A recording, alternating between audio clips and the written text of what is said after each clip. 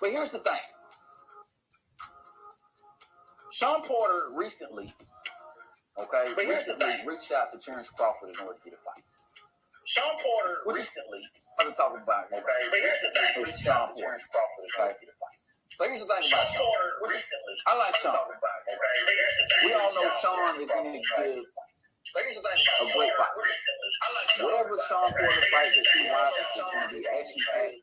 There's going to be a lot of punches and punches. There's going to be a lot of wrestling. There's going to be there's going to be a lot of everything going on in the fight. I'm personally not a huge fan of Shawn Porter's style, but I can acknowledge the fact that Shawn Porter's fights are entertaining to a lot of people. Not necessarily me, but they're entertaining to a lot of people because of the degree, because of what Shawn Porter brings to the table. Okay? Cool. But here's the thing. Shawn Porter recently reached out to Terence Crawford in order to get a fight. Which is cool. Okay? But I believe Bob Arum offered Shawn Porter $1 million guaranteed. I believe that was what he offered him. And Shawn was offended by that. Shawn was offended by $1 million. Now, here's the thing. I get that Shawn Porter, these dudes, they get paid very handsomely over there on PBC. Okay, but the reality of the situation, to look at it a little sideways, you have to. Because one, first of all, if I'm Terence Crawford, do I really want to fight Shawn Porter? Okay, and there are people out there who actually say that they think Terence Crawford might be ducking Shawn Porter, which to me is ridiculous. Because you have Shawn Porter who's lost. He's got 3 losses on his resume. He's got 3 losses. Nothing wrong with 3 losses. But he has 3 losses. Every time he stepped up in competition, aside from one time when he fought Danny Garcia, he lost. Okay, he has no belt. And he's coming off of a loss right now. Okay. I don't remember that fight. I really do not remember that fight. Okay, so I stand corrected. I'm not afraid to admit when I'm wrong. Shit. Okay, I was wrong.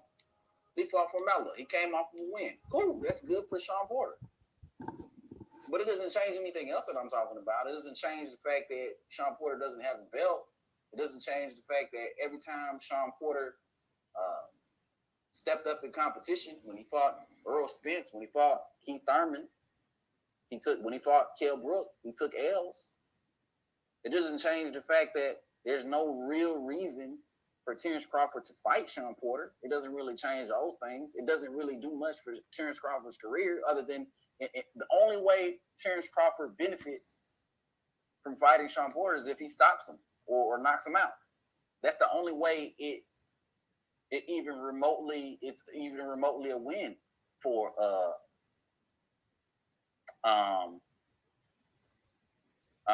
Terence Crawford. Check BoxRec. Yeah, a few months ago.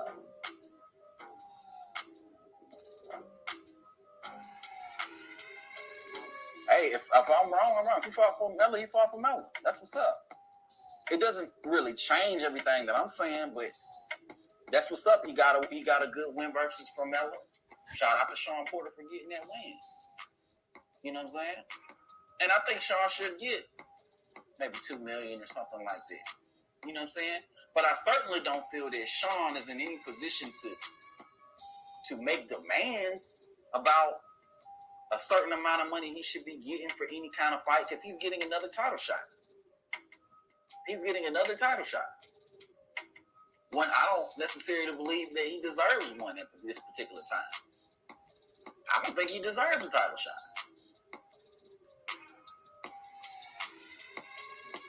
I really don't. But you know what I mean? But it's, again, my stance isn't that I don't want to see the fight. I want to see Shawn Porter and Terence Crawford fight. My only thing is, if I'm Shawn Porter, I'm doing what it takes to get a Terence Crawford fight. Can Shawn get the $5 million he's looking for? if I'm Bob Arum, do I really want to pay Shawn $5 million? Because it doesn't really do much for Terence's career to fight Shawn Porter right now, and it's a dangerous fight.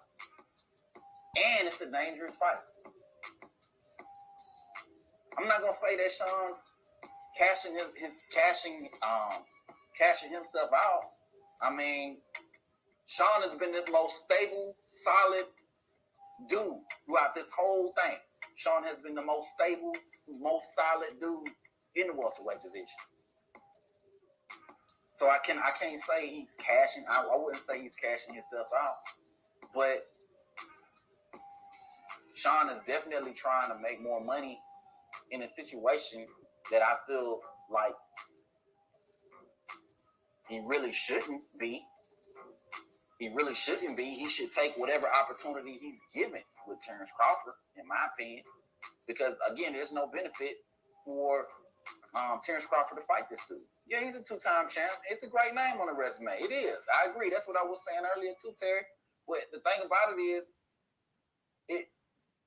because he's lost already to Earl Spence, to Kell Brook, to Keith Thurman. If Terence Crawford beats Shawn Porter, they're gonna say, well, he was supposed to do that. He was supposed to. You know what I'm saying? He was supposed to beat Shawn Porter. And the dudes, the Errol Spence fanatics out there, they're still gonna turn around and say, oh, Terence ain't fought nobody at welterweight. They still turn around and say that. So you know what I'm saying? So it's just like, I'm not mad for Shawn trying to make his money. I'm not mad at it at all. Get your money. But know where you stand. What they do,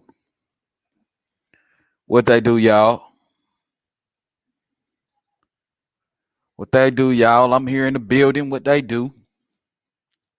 Yeah, we coming up tonight. You know what type of night it is tonight? Yeah, we about that action tonight. Yeah. What they do, y'all? What they do? Yes, sir. Shout out to the real boxing fans out there. Man. You know what I mean? Shout out to y'all. You know, none of the fanboys. Shout out to the real boxing fans. The dudes that support the sport. Dudes that ride for the sport. The dudes that don't follow behind no one guy. The dudes that respect the sport. Shout out to y'all, man. Shout out to my people out here, man, showing me love. I was supposed to be live here yesterday. I scheduled it for yesterday. Had fucked up, had some technical difficulties, and, you know, here we are today. You know what I'm saying? But shout out to y'all, man. If you're new here to the channel, shout out to the people watching the playback too, man. Shout out to y'all. People watching the playback, the people, you know what I'm saying, that come through, see the live. Maybe you might be here for 2 minutes, 3 minutes, whatever it is. Shout out to you, my guy. If you're new here, make sure you hit the like button. Make sure you subscribe to the channel. You know what I'm saying? Make sure you do all that for your boy, man. You know what I'm saying? We talk boxing here, so y'all make sure y'all support. You know what I'm saying? But we got a real interesting topic here today. We got a good topic here today. So, you know, for this topic, I had to cam up. I had to, you know what I'm saying? I ain't cam up in a while. I had to do it. You know what I'm saying? Because this is a topic. You know what I'm saying? So we here, man. We here. We're going to talk some good boxing shit, man. We talking about, y'all see what the title is, Shawn Porter versus Terence Crawford. The fight is actually official. It's going down November 20th. You know what I'm saying? I don't remember quite what the venue was, but it is going down. That's all that matters. I'm not going to the fight. So all I need to know is that it's going down and that I could buy the pay-per-view and I could watch it at home. That's all I really need to know. And the fight is official. It's signed, sealed, and delivered. And we're going to get a press conference any day now, any moment now, any week now. You know what I'm saying? You know, of course, we know how boxing is. I mean, as far as boxing is concerned, you know, it ain't over till it's over. Like, the fight ain't going down until it's actually going down. But I'm feeling real good that this fight is going to happen. I'm in a good space right now. I'm liking what the fuck I'm saying right now. You know what I'm saying? And y'all should be too. You feel me? Y'all should be too, man. But we got a good show, man. We're gonna go ahead. We're gonna tackle everything that have to do with this topic, man. We're gonna talk the good, the bad, and the ugly about Shawn Porter versus Terence Crawford. Okay. We're gonna talk the good, the bad, and the ugly, because at the end of the day, there's a whole lot of good, there's a whole lot of bad, but there's also a whole lot of ugly when it comes to this goddamn fight. You know what I'm saying? My guy Modest in the building. What's going on with you, Modest? He say, what up, big dog? He say, who you got winning? We're gonna go into that. We're gonna talk about that. We're gonna talk about that. Who I got winning. We're gonna talk about that. You feel me? We here for a minute, man. We doing our thing tonight. You know what I'm saying? If you tuning in, gonna grab you a drink, you know what I'm saying? Get comfortable, go ahead and scoot up, you know what I'm saying? Like real comfy in that chair. Get real comfortable, because we're gonna be here. We're gonna be here. I'm gonna open it up a little bit later, you know what I'm saying? And you know, if y'all boys wanna talk some boxing, we can go ahead and we can chop it up. But I'm gonna go through some shit here. You know, there's a lot of stuff I gotta address, so I can't let nobody on just yet till I say whatever it is that I need to say. But you know, um, later on for sure, we definitely gonna give out and get some work. My guy Jonah Hill in the building. What's going on with you, Jonah Hill? Appreciate you, fan bam, for coming by. I appreciate you, my guy. You know what I'm saying? Nothing but love here. You know what I'm saying? I already know everybody who come through this page is a real boxing fan, because I say too much triggering shit. You feel me? Like if you a fanboy, you not gonna fuck with me, because the shit that I say is just gonna trigger the shit out of you. You know what I mean? So I already know you're not gonna you ain't gonna stick around here. Okay, look, my boy Knockout Boxing 86 is in the building. What's going on, Knockout? Knockout say, hold on. Knockout say, a Modest, that can't be a real question, homie. He is picking Crawford. He would probably pick Crawford to beat God himself. Wow, we doing that early on, huh? We doing that early on. Knockout. I can't even get comfortable. I can't even get my seat warm before we take it there. You know what I mean? Before we take it there, you know what I'm saying? But look, we gonna get to that. We gonna get all the way into that. My guy G Parker's in the building. What's going on, G Parker? Thank you for joining, fam. Appreciate that. Yes, sir. We here in the building. We're talking that thing. You feel me? Okay. Oh, you going in, huh? Yeah, Modest. Yeah, you going in. You already know. G Parker say Texas in this thing. Yes, sir. Shout out to Houston, Texas. Shout out to y'all Texas boys, man. I appreciate y'all, man. Anybody who rep their city, I appreciate you. You know what I mean? I'm from Miami-Dade County myself, man. And I also, even though I'm from Miami, I rep them Raiders, man. You know what I'm saying? You see the hat. The hat is very intentional. You know what I mean? The hat is very intentional, my guy. We 3-0 right now. You know what I mean? We 3-0. You know what I mean? Check the scoreboard. You know what I'm saying? We winning out here. You know what I'm saying? Jonah Hill say, dudes really upset Crawford got Shawn fight. They hurt like females. Y'all starting this motherfucker out early, ain't you? Oh, Lord. I'm just messing with you, bro. It's all love, bro. Yeah. Tampa, Florida. Yes, sir. You from Tampa, Florida? Florida boys in the house. Let's go. We here. You know what I mean? Florida boys in the house, man. We rep our city, man. So we ain't mad at nobody who rep theirs, man.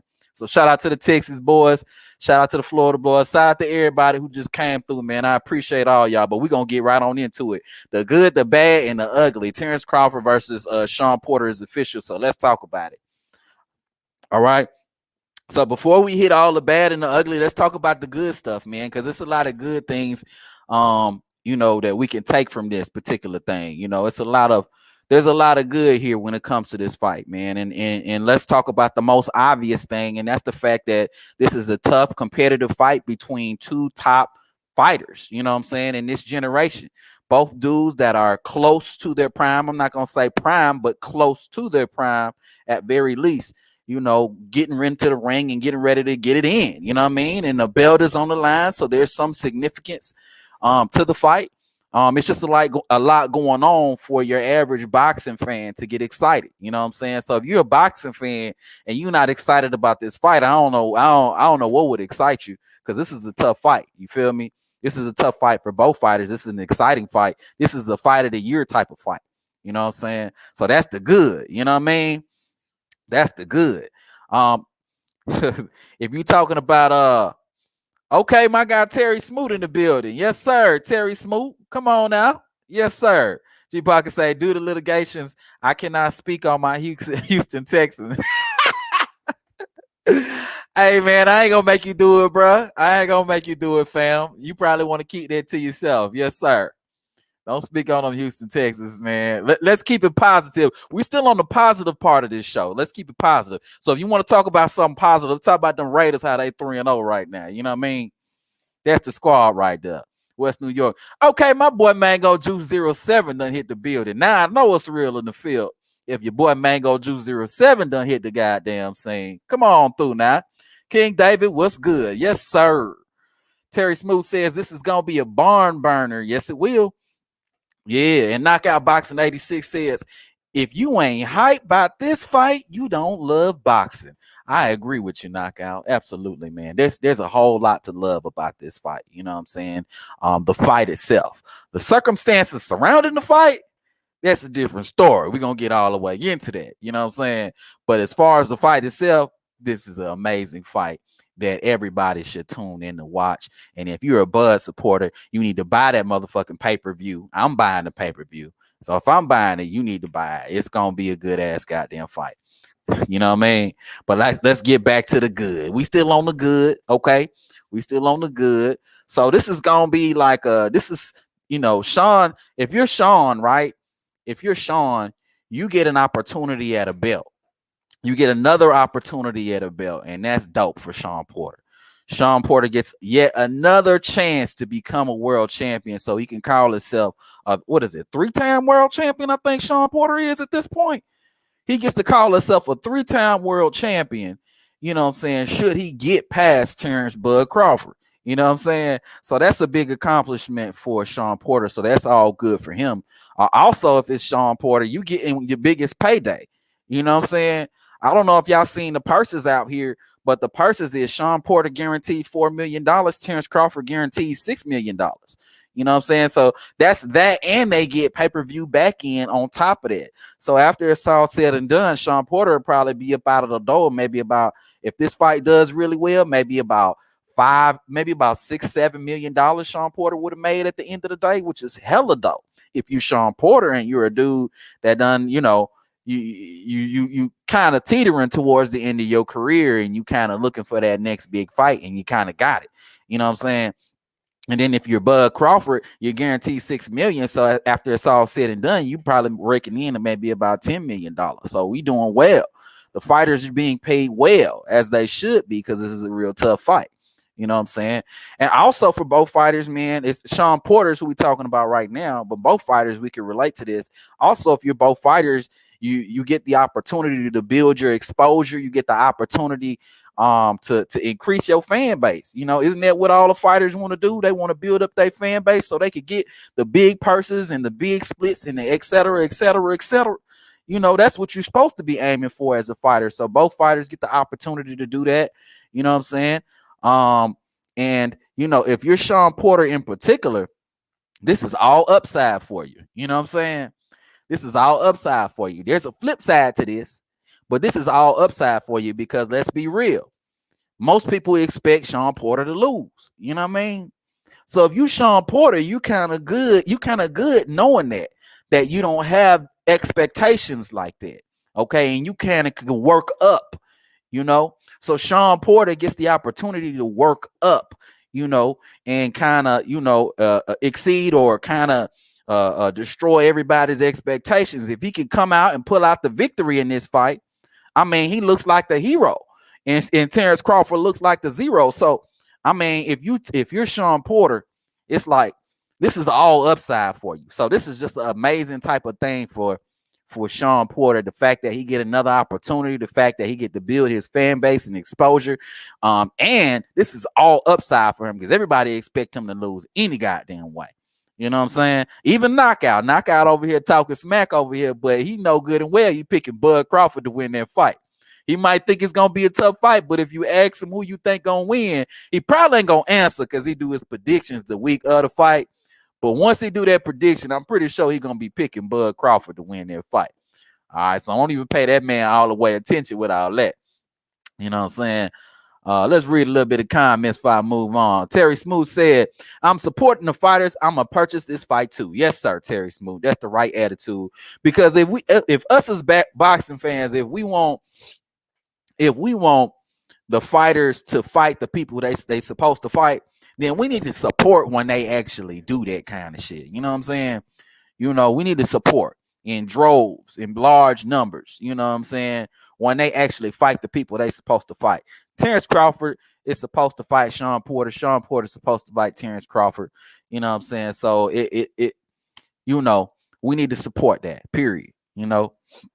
Terry Smooth say Shawn will be a 3-time world champion. The other 2 belts were IBF and WBC. Now fighting for the WBO belt. Yeah, so this will be Shawn's first WBO belt.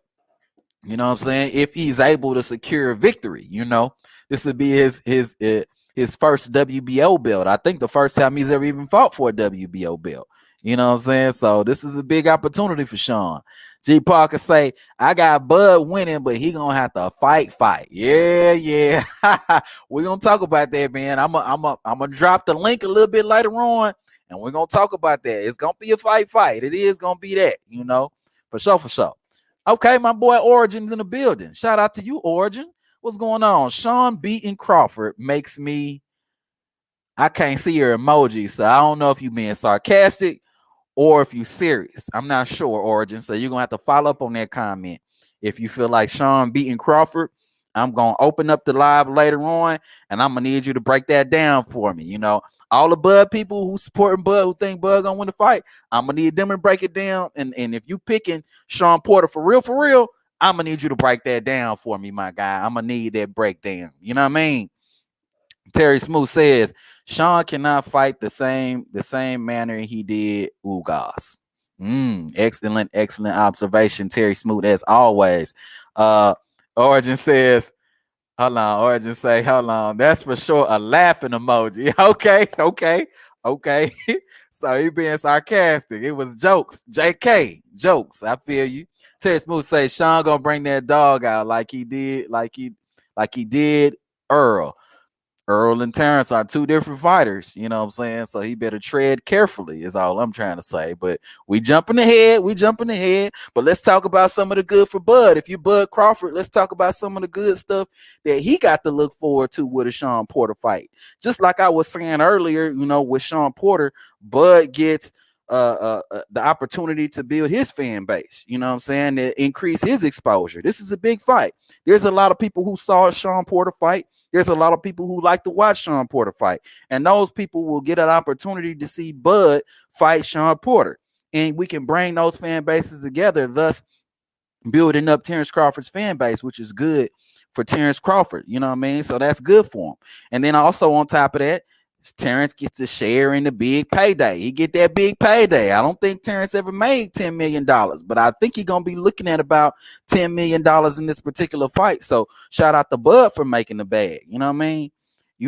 And then another thing for Bud is Bud gets to silence some of the critics. There's a lot of dudes right now who's been they've been parroting the same shit. They've been saying Bud ain't fight nobody. You know what I'm saying? So this is an opportunity for Bud to really shut them haters up and really put them haters in their place. You know what I'm saying? And let them know, okay, now Shawn Porter is a somebody. I don't care how you feel about Shawn Porter, but you have to acknowledge the fact that he is somebody. He's a name. He is somebody. You know what I'm saying? So he gets an opportunity to silence the haters. And then on top of that, you know what I'm saying, he gets that Mando. He gets that Mando out of the bag, out of the equation. Unfortunately, with these mandatories, they can either be a blessing or a curse. So if you're Terence Crawford and you get to fight Shawn Porter and you get to satisfy a mandatory, I think that's like a win-win type of situation, because if you're Terence Crawford, the Shawn Porter fight is a fight that you would have wanted any goddamn way. You know what I'm saying? You would have wanted that fight any goddamn way. But the fact that you get that fight and you get to satisfy a mandatory fight, so you ain't got to waste time. You can fight Shawn Porter, and then after Shawn Porter, if you win, you can move on to the next you know what I'm saying, and go ahead and fight that next guy that's in that lineup, you know what I'm saying, and hopefully it's Earl Spence, you know what I'm saying, hopefully it's Dennis Ugas, hopefully it's one of those other champions, but at least we ain't got to worry about no goddamn mandatory from the WBO, because Shawn Porter is not only a tough opponent, but he's also the WBO mandatory, so we can get him the fuck up out the way expeditiously. You feel me? Let's go to some of these comments real quick, man. Let's knock out some of these motherfuckers here. Terry Smooth Jr. says, we need that Shawn from back from when he took it to Paulie. I mean, you could, I'm not going to say too much, but I hear you, Terry. I hear you. Terry Smoot also says, even Kell Brook has serious problems with Shawn. What does even Kell Brook mean? What does that mean? Like Kell Brook is like some kind of superstar or something like that. Like he done beat everybody. Look, Shawn Porter's going to give you a tough fight. That we can say for sure. How tough it's going to be for Bud, it remains to be seen. But Shawn Porter's definitely going to give a tough fight. You know what I'm saying? He says the old Broner in his prime took his first L to Shawn. Remember? Actually, that wasn't his first L. That was like his second L. He took his first L to Marcos Maidana. You know what I'm saying? And then after that, he fought. After that, his second L, I think, was Shawn. And then he lost to Manny. You know what I'm saying? And then it just kind of continued to go downhill for AB. You know what I mean? But yeah, man. He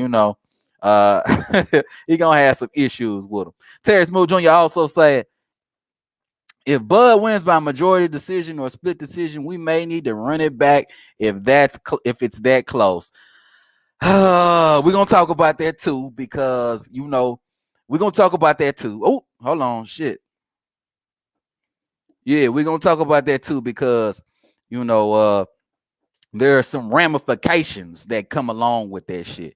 You know what I'm saying? So we're going to have to discuss that for sure. Origin says, at Terry Smooth, so Broner took his first L to Porter and not Maidana. Okay, Origin. I feel you. Terry Smooth said, Origin, you may be right, but I think Broner lost to Porter. I'll check it out, King. Yeah, man. Yeah. Okay, Terry correcting himself. Yeah, man, he took that first L to Marcos Maidana, and then after that, I think it was Shawn Porter. You know what I'm saying? You know, man. But that ain't got nothing to do with the fuck we talking about here, because just because you could beat somebody like Adrian Broner don't mean you stand a chance in hell versus Terence Bud Crawford. You know what I'm saying? Let's just keep that 1,000. You feel me? Let's just keep that 1,000. You know what I'm saying? My guy Mango Juice 07 said, in my opinion, Bud versus Porter would be much like when Crawford fought Felix Diaz, Bud being under constant pressure. Yeah, I could see that too. For sure. And you see what Bud did to Felix Diaz. Hint. A little spoiler as far as what my predictions gonna be. You know what I'm saying? You see what Bud did to Felix Diaz. So that's a real good assessment right there, Mango Juice. Terry Smooth says Broner did lose to Shawn Porter. That's facts. Yeah, he did lose to him for sure. He definitely lost to him. You know what I'm saying? You know what I mean? But it wasn't his first loss. G Parker says, I can't agree with that. Run it back if Bud win. Move the hell on. I hear you. I hear you. Okay, let's get on with it though. You know what I'm saying? Let's talk about some of the bad. You know what I'm saying? Because we done talked about some of the good stuff. We done dressed up the fight. We done built up the fight. We done sold the fight in the first part of this little live. You know what I'm saying? Now let's talk about some of the ugly, the bad stuff. You know what I'm saying? Because there's some bad stuff that we got to consider with this fight. You know what I'm saying? That's gonna leave like a real nasty ass taste in our mouth. So you know what I'm saying? Let's talk about some of that shit, man. And here goes the thing, right? As far as a bad thing is concerned, as boxing fans, like this ain't the fight we wanted. You know what I'm saying? Like, let's keep it a stack. You know what I'm saying? Even though this is a good fight, this ain't the fight we wanted. Everybody wanted Bud versus Earl. You know what I'm saying? And we're not getting Bud versus Earl. You know what I'm saying? Well, we have to wait for Bud versus Earl, and it's still very much up in the air whenever it is we gonna get Bud versus Earl. You know? So that's just the real life truth of the matter. I mean, it's bad. As fans, it's bad. Even though this is a good fight, it's still bad because this ain't the fight that we want. You know what I'm saying? This ain't the fight that we want. Another thing that's bad, man, is the fact that both of these dudes, this is their only fight for the year. So it's 2021. We only getting to see Shawn Porter one time this year. We only getting to see Terence Crawford one time this year. You know what I'm saying? Like, no, bro. Like, that ain't never the plug. You know what I'm saying? As boxing fans, we want to see our favorite fighters fight 3 and maybe even 4 times a year. And they fighting a quarter of that right now. You know what I'm saying? Both Bud and Shawn. Granted, they're fighting each other this year, which is great. But I mean, I really would have liked to see more Bud. I really would have liked to see more Shawn. And it's just not happening. This is the only fight we're going to get for 2021. So we just got to kind of bite down and, you know what I'm saying, and cheer and, you know what I mean, like do the most in order to promote this fight because we want to encourage both these motherfuckers to get back in the ring ASAP. You know what I'm saying? And maybe the bag will do that. You know what I'm saying? If all boxing fans do what they're supposed to do. You know what I'm saying? And I think the last bad thing when it comes to a fan, as a fan, is this fight probably should have happened about 3 years ago, man. If we keeping it a stack, it should have happened about 3 years ago, man. There was a time where Bud Crawford entered the welterweight division, and he was calling everybody out. And Shawn Porter at that time had a belt. You know what I'm saying? Shawn had a belt, and Terence had a belt. This was probably like 2 years ago, and they could have fought and they could have unified the belt. Now, what ended up happening was Shawn ended up fighting Earl Spence and losing to Earl Spence and losing that belt off of Earl Spence, which is still cool, you know, because we did get something.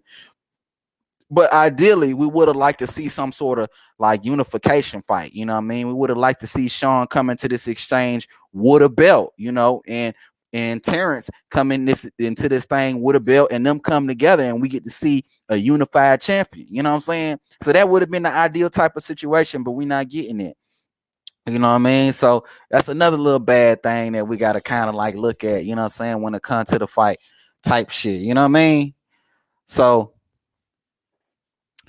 another bad thing if you're Shawn Porter is if you're Shawn Porter, let's go from the fans and let's go to Shawn Porter. Another bad thing is the fact that this is a dangerous fight for Shawn Porter. You know, a lot of people are predicting Shawn Porter to get stopped. A lot of people are predicting Shawn Porter to get put away. Shawn Porter has never been stopped before. Shawn Porter has never been in that type of situation before. So for Shawn Porter to take on a fight against a fighter as dangerous as Terence Crawford is a big risk on his part. You know what I'm saying? It's possibly a career-ending fight for Shawn Porter if he goes in there and he gets dominated and really hurt by Terence Crawford. So I think that's another thing, a bad thing if you're Shawn Porter. You know what I'm saying? And also, this is a really bad stylistic matchup for Shawn Porter. You know what I'm saying? Like, Shawn Porter is a guy who likes to come forward and he likes to, you know, fight off his front foot, and he likes to throw a lot of punches, and he likes to be very aggressive, and he likes to be very, you know, just rough and rugged with it. You know what I'm saying? But Terence Crawford is like the perfect style to be able to like hurt people for doing that. Terence Crawford's balance, his ability to switch hit, his ability to counter punch, his ability to really his superb timing and his ability to make adjustments, it really makes for a very dangerous fight for somebody like a Shawn Porter when you're dealing with somebody who has the skill set of Terence Crawford. You know what I'm saying? So if you're Shawn Porter, this is a real dangerous fight because this could be your last fight. You know, if Shawn Porter gets stopped or he gets knocked out versus Terence Crawford, is anybody going to want to see him again? Maybe, you know what I'm saying? But he's going to take a severe hit on his fan base should he come out with that L. That's for sure. You know what I'm saying? So, you know, dangerous for Shawn Porter. And then if you Terence Crawford, let's talk a little bit about the bad with Terence Crawford. If you're Terence Crawford, I mean, you expected to win this fight. You know, you expected to win. You know, if you don't win, I mean, it's devastating in your career. It's devastating to the things that you want to accomplish in your career, to getting that Errol Spence fight, you know what I'm saying? To being undisputed in the division, to moving up to maybe 154 and fighting like Jermell Charlo. It really hurts those future plans, you know what I'm saying? It hurts your possibly going with another promotional company. It hurts a lot of that stuff. You know what I'm saying? You have to kind of rethink everything and start your career from scratch. Because right now, if you're Bud Crawford, you're on a fast track, and now you're about to fight You're about to fight Shawn Porter, who's a rough, tough fighter who could beat you. You know what I'm saying? Like we're not gonna sit here and do this to Shawn Porter. At the end of the day, Shawn Porter has a legitimate chance to beat Terence Crawford. You know what I'm saying? Do I think that's gonna happen? I ain't gonna say that right now. We're gonna talk about that later. But he has a legitimate shot. If Shawn Porter comes in there and he outworks Terence Crawford somehow, and he's able to muscle Terence Crawford, and he's able to make Terence Crawford work every minute of every round in order to, you know what I mean? If Shawn Porter is able to do that for 12 rounds, I could see him securing a victory. You know what I'm saying? So we not gonna act like Shawn Porter's not a dangerous fight. You know what I mean? It very much is a dangerous fight. And if you're Terence Crawford, you have to be cognizant of that. You know what I'm saying? And then it has to be kind of extra added pressure on you as the pound for pound #1 fighter to be able to produce, but not only produce. Well, we're gonna say that. We're gonna say that. You're expected to win, and if you don't win, problems ensue. You know what I'm saying? You know. And then the other thing about that, and I was gonna say that just now, but let's go ahead and say it right now. The other thing about it is, if you're Terence Crawford, not only do you gotta win, but you gotta win in exciting fashion. You gotta go in there and you gotta be dominant. You gotta go in there and you gotta stop Shawn Porter. You gotta go in there and you gotta knock him out. You know what I'm saying? Because anything less than you knocking him out, if you Terence Crawford, it's gonna the fans gonna look at you like, oh, we knew Terence Crawford wasn't never that good. Oh, we knew Terence Crawford wasn't this. Oh, we knew Terence Crawford wasn't that. You know what I'm saying? So the expectation and the pressure for somebody like a Shawn Porter to go in there, produce, not only produce and get the dub, but look impressive getting the dub. You know what I'm saying? I think says a lot about, you know what I'm saying, what's at stake for Terence Crawford. It's all bad for him. You know, it's almost a lose situation for him if you really think about it.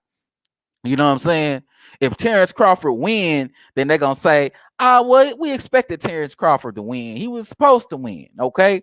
If Terence Crawford wins and he doesn't really look all that good, then they're gonna say, oh, he won, but he didn't really look that good. I don't think he deserved an Earl fight. I don't think he deserved this fight. I don't think he deserved that fight. It just goes around in circles, man, and it don't make for a good result. And it's all bullshit at the end of the day. You know what I'm saying? So if you Bud, this is just a lose situation. There is an upside if he does manage to stop Shawn Porter or knock him out, then he gets the benefit, he gets all the accolades that come along with that. But not only that, it builds up expectations for a possible Earl Spence or even Dennis Ugas clash. But you know what I'm saying? You get what I'm trying to say, man. At this level, it's different. It ain't as easy to stop bitches like how you were stopping people before in the past. Not saying it was easy before, but Shawn Porter's just a tough dude. So it's going to be a little harder to make that stoppage actually happen. You know what I'm saying? All right. So we done wrapped up the good. We done wrapped up the bad. Now we about to hit this ugly, but before we hit the ugly, let's go ahead and take a look at these goddamn comment sections. See what y'all talking about. Ain't too many comments, but let's see what y'all talking about. Terry Smooth Jr. saying, at Origin, you must be a casual. Oh, y'all over here going back and forth with the shit. Okay, I see it. Mango Juice 07 say, I think Bud will separate himself the second half of the fight. I'll take him it'll take him a while to figure Shawn out. That sounds about right. You know what I'm saying? He's gonna have to figure out the timing. He's gonna have to figure out the movement. Shawn is a very awkward guy. Shawn is a very rough and tumble guy. And Terence is gonna have to figure that out. You know what I'm saying? It's gonna take him some time to do the things that he need to do. You know what I'm saying? But I like Mango Juice 07's prediction. I'm not gonna say that's mine, cause we ain't gonna do that yet. But I like his prediction. You know what I mean? So we're going to keep that thing pushing, man. I'm going to jump into the ugly now. You know what I mean? Because we done talked about the good. We done talked about the bad. So let's hit that ugly. So the ugly part about this, you know what I'm saying? And we kind of glazed over a little bit earlier. But the ugly part about this is Bud Crawford really going to get credit for this win, man? Is my boy knockout boxing is still in the building, man? I know knockout gonna give Bud his just due, and I appreciate you, knockout, because that's how it should be. You know what I'm saying? But the majority of fans out there, you know, the dudes prefer, specifically the people who emphatically support Earl Spence. You know, and specifically those dudes. You know what I mean? Are y'all niggas gonna give Terence Crawford the just due that he deserves? Should he get the victory over Shawn Porter? Should he look spectacular against Shawn Porter and knock him out? Are y'all gonna give this man his respect? Because that's the thing I need to know. You know what I'm saying? My guy Modest in the building, Modest say, nope, they gonna say Shawn washed up. And that's the thing about this fight. You know, I played a video of me talking about the fight earlier on. You know, at the beginning of the live, I played a video that I had did maybe like 4 months back, where I was talking about a possible Shawn and Terence fight. And that was the one thing that came to mind for me immediately. The fact that Terence ain't gonna get his just due if he wins this fight. You know what I mean? And the thing about it is, this is a tough fight. You know, this is a really, really tough fight, and he deserves his just due. But is he gonna get it? You know what I'm saying? And people, and the thing about it is, even the people among us, right, that know Shawn is a tough dude, you know, that know just because you're not undefeated don't mean you a bad fighter. The people, the real boxing fans out here, the people that's on this goddamn channel, because y'all real boxing fans, you know what I'm saying? The people that's on here, even though we know, you know what I'm saying, when we hear these conversations going on online, you know what I mean, are people really gonna be saying, well, Shawn was a tough guy? No, they're gonna be saying Shawn got 3 losses. They're gonna be saying Shawn lost every time he stepped up. They're gonna be saying Shawn is this, Shawn is that, Shawn can't box. They're gonna be saying Shawn lost to Earl. They got all kind of shit. You know what I'm saying? So, you know, it's like that ties into the lose type situation that we were talking about. You know what I mean? You know, that ties into the lose situation we were talking about. You know what I'm saying? So, you know, I'm gonna say this for the people in the back, for everybody who listening. Look, if Terence Crawford manages to stop Shawn Porter in this fight, he deserves more than full credit. He deserves absolute full credit. Shawn Porter never been stopped. Shawn Porter is a tough fighter. Shawn Porter, you can pretty much make an argument and say that it's been a 50-50. It's been a split decision type of fight with everybody who he's been in the ring with. So, you know, but we know we're gonna hear the bullshit as fans. So you know, that's one thing that kind of brings out the ugly side with this particular fight. The fact that we're gonna hear the bullshit from the left and the bullshit from the right, and it's gonna come together and make horse shit. I don't know how that works, but shit, that's what it is. Mango Drew 07 say hell no. Especially he say he won't, especially if he performs better than Earl Spence did against Porter. You know they gonna be hating. They gonna be hating hard as fuck. You know what I'm saying? You know they gonna be. I mean, the excuses are gonna be tremendous out here, Mango. The excuses gonna be on fleek. I'm telling you. I already know. The excuse. They're gonna say Shawn passed his prime, and he go to word. He go to word they like to use, right? This the word that people like to use when they know they can't really say he's old, and they can't really say that he's a bad fighter. The word they like to use is washed. Pay attention, okay? Pay attention. When you listen to boxing channels, right? Or when you listen to people talk, and they be like, yeah, man, he was washed. So he's not necessarily old, not necessarily past his prime, but because, like they say about Kell Brook, right? They say Kell Brook was washed. How Kell Brook is a year older than Bud. How he can't be too old when Bud beat him. You know what I'm saying? You know, he had only lost twice to Earl Spence and Triple G. You know what I'm saying? So when Bud beat him, how did he become washed? So I'm curious to see if after this fight actually happens, if we gonna hear that washed fucking word come out. You know what I'm saying? If we gonna hear that shit. Terry Smooth Jr. say Shawn has 3 losses. How many losses make you washed or finished? You know what I'm saying? You feel me, Terry? You know what I mean? And that's what people are gonna say. He's washed. He's washed. 3 losses and you washed. Man, I done seen some fighters fight up to 6. Dude, Gabriel Rosado, don't he got like 16 fucking losses right now? And he's getting ready to fight Jaime Mugia, which is some bullshit, by the way. We're gonna have to talk about that another time. But he getting ready to fight Gabriel Rosado. You know what I'm saying? But nobody's saying that Gabriel Rosado's washed. Nobody, I don't hear the criticism and the outcry for people getting on Jaime Mugia for fighting Gabe Rosado, a dude with like 15 or 16 losses or some shit like that. You know what I'm saying?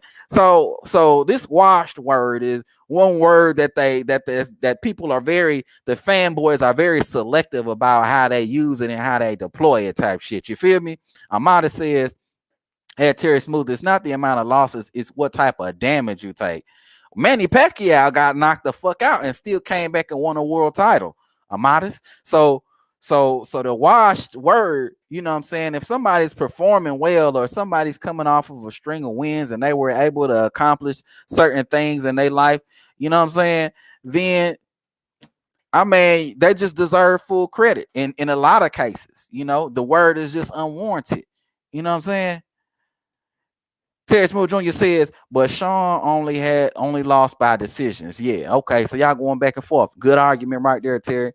But yeah, man, let's delve into the other ugly, because there's more ugly when it comes to this fight. You know, it's plenty of ugly. Let's delve into the other ugly, and that's the fact is, let's talk about these PPV numbers. You know what I'm saying? Let's talk about these PPV numbers, though. You feel me? Because prior to this shit, and my boy G Paul can say smash the like button. That's what I'm talking about, G. Let them boys know out there, man. If you new here to the channel, make sure you hit the subscribe button, okay? And then if you new, and if you've been here before or whatever the case is, y'all make sure y'all hit that like button one time for your boy, man. Your boy on here talking boxing. If you want me to continue doing this shit, hit the goddamn like button, okay? I'm about to say, Shawn take a whole lot of punishment through, and he don't look the same. Oh, Lord. I don't know if that's dialogue. I don't know if you saying this, Amadas, and it's something we gotta like, you know what I mean? Because it sound, you know what I mean? It sounds like we may have to address that at some point. Mango Juice says it gets uglier. Yes, it does get uglier, Mango Juice. Yes, it does get uglier, because we got to talk about these pay-per-view numbers. You know what I'm saying? We got to talk about these pay-per-view numbers. You know what I'm saying? Because prior to this fight, there was a huge uproar of people, okay, who were backing Earl Spence or supportive of Earl Spence, okay, for enforcing his PPV stardom, okay? They were supporting Earl in his decision to step away from this fight, given that Terence Crawford takes 40 to his 60. Okay, we know, everybody in here know what the topic of conversation is. Everybody in here know 60, 40, 70, 30, or whatever we give them. Everybody here know about all that bullshit, right? Okay, so we got to talk about these pay-per-view numbers, because honestly, the fact of the matter is, after this fight, I believe that this fight will do about 300,000 pay-per-view buys. Okay. So if it does 300,000 pay-per-view buys, right? And Earl Spence's next pay-per-view it's going to do less than 300,000 pay-per-view buys to me. It's definitely going to do less. So if it does maybe 2 something, are we still going to have this conversation about that Terence Crawford should take the 60-40 from Earl Spence? Is there still going to be a topic of conversation is what I want to know. You know what I'm saying? That's what I want to know. Is that still going to be a topic of conversation? Because we're going to have Terence Crawford, who's scheduled to fight Shawn Porter. This fight's going to be on pay-per-view, and it's probably going to do really well. Let's keep it a stack. It's probably going to do really well. So if we have Terence Crawford and Shawn Porter do well like that, okay, and they produce 300,000 pay-per-view buys, and we know that Earl Spence's best pay-per-view versus Mikey Garcia was about 320,000 pay-per-view buys, are we still going to have this conversation about 50-50? I mean, 60-40, 70-30, or 64? Are we still going to have that conversation? for the Earl people, for the people who support Earl Spence, are you still going to contend that you keep that argument after it's all said and done and these pay-per-view numbers come back and it turns out that it does really well? Is that still going to be the case? Is what I need to know. Let's take a look at some of these comment sections. You know what I'm saying? I got to hear what y'all got to say. I got to hear what y'all got to say, goddamn. Yes, sir. Yes, sir. Terry Smooth Jr. says, can Terence get over 200,000 pay-per-view buys? I'm buying it, but Terence never hits over 200K. Absolutely. But one thing about it, Terry, is that you have to take into consideration is all the opponents that Bud has fought at this point, okay, that he went to pay-per-view with. Amir Khan does not have a fan base here in the U.S. Kell Brook does not have a fan base here in the U.S., okay? Those were his two pay-per-view fights, I believe, right? I think he may have done one more that I'm not thinking about, but those were the two pay-per-view buys, two fights that were on pay-per-view that didn't do well, right? Okay, but they were both with people who do not have names in the States. Okay, they were both with people who don't have much star power here. So now that we're getting a fight with Shawn Porter, this will actually be more of a true reflection of what Terence Crawford's star power actually is. Because boxing fans know when they see a real fight. Boxing fans know that Shawn versus Terence is a real fight. And boxing fans are going to support the fight for the most part. It's not going to be the utmost support, because let's be real. Most people are picking Terence Crawford to win, and this is not the fight that we want to see. This is not Earl versus Terence, okay? But there are a lot of people who know that this is a tough fight. So this is going to be a more true reflection of Terence Crawford's actual star power. You know what I'm saying? We'll be able to tell whether or not he could, you know, what's going on. You feel me? So you know what I'm saying? So for me, this fight does over 200,000 pay-per-view buys for sure. If Amir Khan versus Terence Crawford can do 150, then Shawn Porter and Terence does over 200,000 pay-per-view buys, probably about 300 in my estimation. You know what I'm saying? Probably 300 in my estimation. Amada says this fight shouldn't be a pay-per-view because Shawn couldn't sell out a lunchroom and Bud isn't a star either. Well, I agree with you, because here's the thing: 300,000 pay-per-view buys, that's not a successful pay-per-view, Amada. You know what I'm saying? So I actually agree with you. You know, so none of these fights should be on pay-per-view. Okay, but what we're doing right now is we're using the barometer of Earl Spence, because there's a lot of Earl Spence fans out there who contend that Earl Spence is a big star. Okay, and they support that with the argument that Earl Spence has done 300,000 pay-per-view buys with Mikey Garcia, and he's done 200, I think, with someone else or whatever. You know, we're not gonna go down the pay-per-view numbers, that type of shit. Okay. But there are people that contend that Earl Spence is a big star because he's done those kinds of numbers. So my question to those people is, if Terence does similar numbers to what Earl did versus Mikey in that fight and does about 300,000 pay-per-view buys, does that mean that Terence is a star? And if Terence is a star alongside Earl Spence, does that mean that we can go ahead and get rid of this 60, 40, 70, 30 nonsense once and for all? Does that mean that we can do that? That's what the fuck I need to know. You know what I'm saying? That's what I need to know. Terry Smooth Jr. says Earl and Shawn did over 200,000. I believe they did close to 300,000. Yeah. They did about two something. They did. Yeah.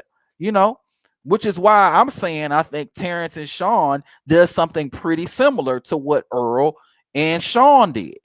You know, so if they do something comparable to what they did, then doesn't that prove the argument that both Earl and Terence are very comparable when it comes to their stardom? So whether you want to say that one's a big star, or whether you want to say that they're a big star, or whether you want to say that they're not a star, they're in the same boat. You know what I'm saying? You're not going to sit here on one end and say Earl Spence is a big star, and then you're going to say Terence Crawford ain't got no fan base, because you're going to look like a clown if they're able to produce similar numbers with the same fighter. You know what I'm saying? If they're able to produce similar numbers with the same fighter, You're gonna look like a pure clown if you say Earl Spence is this big star, but Terence Crawford ain't got no fan base. And you're gonna look like a pure clown if you still running around with this argument talking about 60, 40, 70, 30, or whatever I give you. You know what I'm saying? Especially with this next fight, because I believe too, in the next fight, Earl is more than likely when he comes back, he's probably gonna fight you Dennis Ugas, right? That fight ain't gonna do shit because don't nobody really know who the fuck Ugas is. Even though he beat Manny Pacquiao, that fight did horribly. That fight did absolutely horrible. That fight did about 200,000 pay-per-view buys. So, and then those 200,000 pay-per-view buys were probably all for Manny Pacquiao at the end of the day. You know what I'm saying? So, you know, what we gonna look like. You know, we're gonna have a whole conversation, y'all. Point blank, period. But let's keep it pushing. Earl versus Ugas will do over 300,000 pay-per-view buys. I don't think so. If Manny Pacquiao and Ugas didn't do over 300,000, what makes you think that Earl Spence versus Ugas will do over 300,000 pay-per-view buys? Terry, that's a good question for you right there.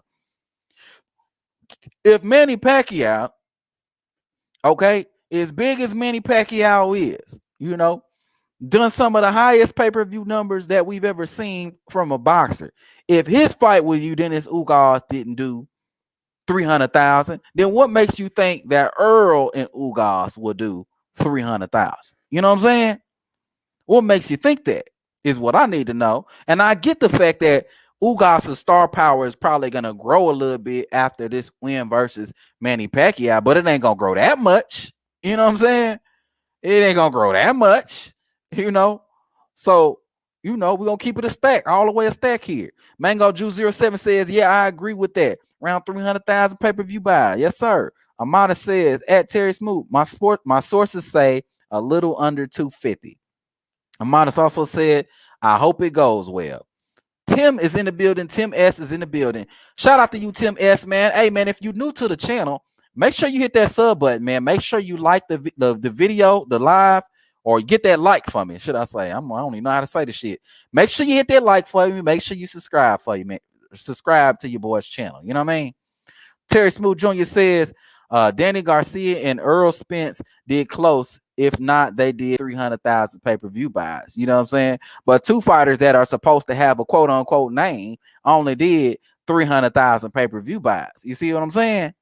So if you got Terence Crawford fighting Amir Khan and Kell Brook, two guys that have no name in the U.S. at all, you could probably give them some props in the U.K., but in the U.S. at all, you can't give them no type of PT. Okay, if Terence Crawford can go in the ring and produce any type of numbers fighting those dudes, you know, then if he fights somebody like a Shawn Porter, what makes you think that he's not going to generate those type of numbers? You know what I'm saying? Terrence Mo Jr. says, don't make Earl 80-20 Crawford. Oh, you are out that bullshit over here, Terry. Terry about that bullshit. Yes, sir. Terry about that bullshit. But yeah, man, y'all see what I'm talking about. But of course, you know, there's more ugly. You know what I mean? So we done got through some ugly, but there's more. There's more ugly because we done talked about the pay-per-views and we done all that shit. And you know, it's still gonna be motherfuckers that's gonna be out here still supporting Earl Spence. You know, with that narrative 60-40. Hopefully Earl Spence don't come back online talking that shit no more. Hopefully they could do whatever they gotta do behind closed doors and get the fight done. You know what I'm saying? But you know, it's still probably gonna be people still talking about 60-40. 60-40, 70-30. You know, still gonna be them motherfuckers out there. But if Terrence can go in there and do 300,000 in there with Shawn, you know, y'all gonna, the people who still saying that, y'all gonna look like some clowns. For real, for real. For real, for real. Amanda says at Terry Smoot, they chose to close close to 200,000. Matter of fact, Earl has been trending down since the Mikey fight, every fight. Absolutely. He's been trending down, man. He's been trending down. The Mikey fight, man, that was really more Mikey fan base. You know what I'm saying? I would contend to say prior to Mikey, Earl didn't even have no fan base really at all.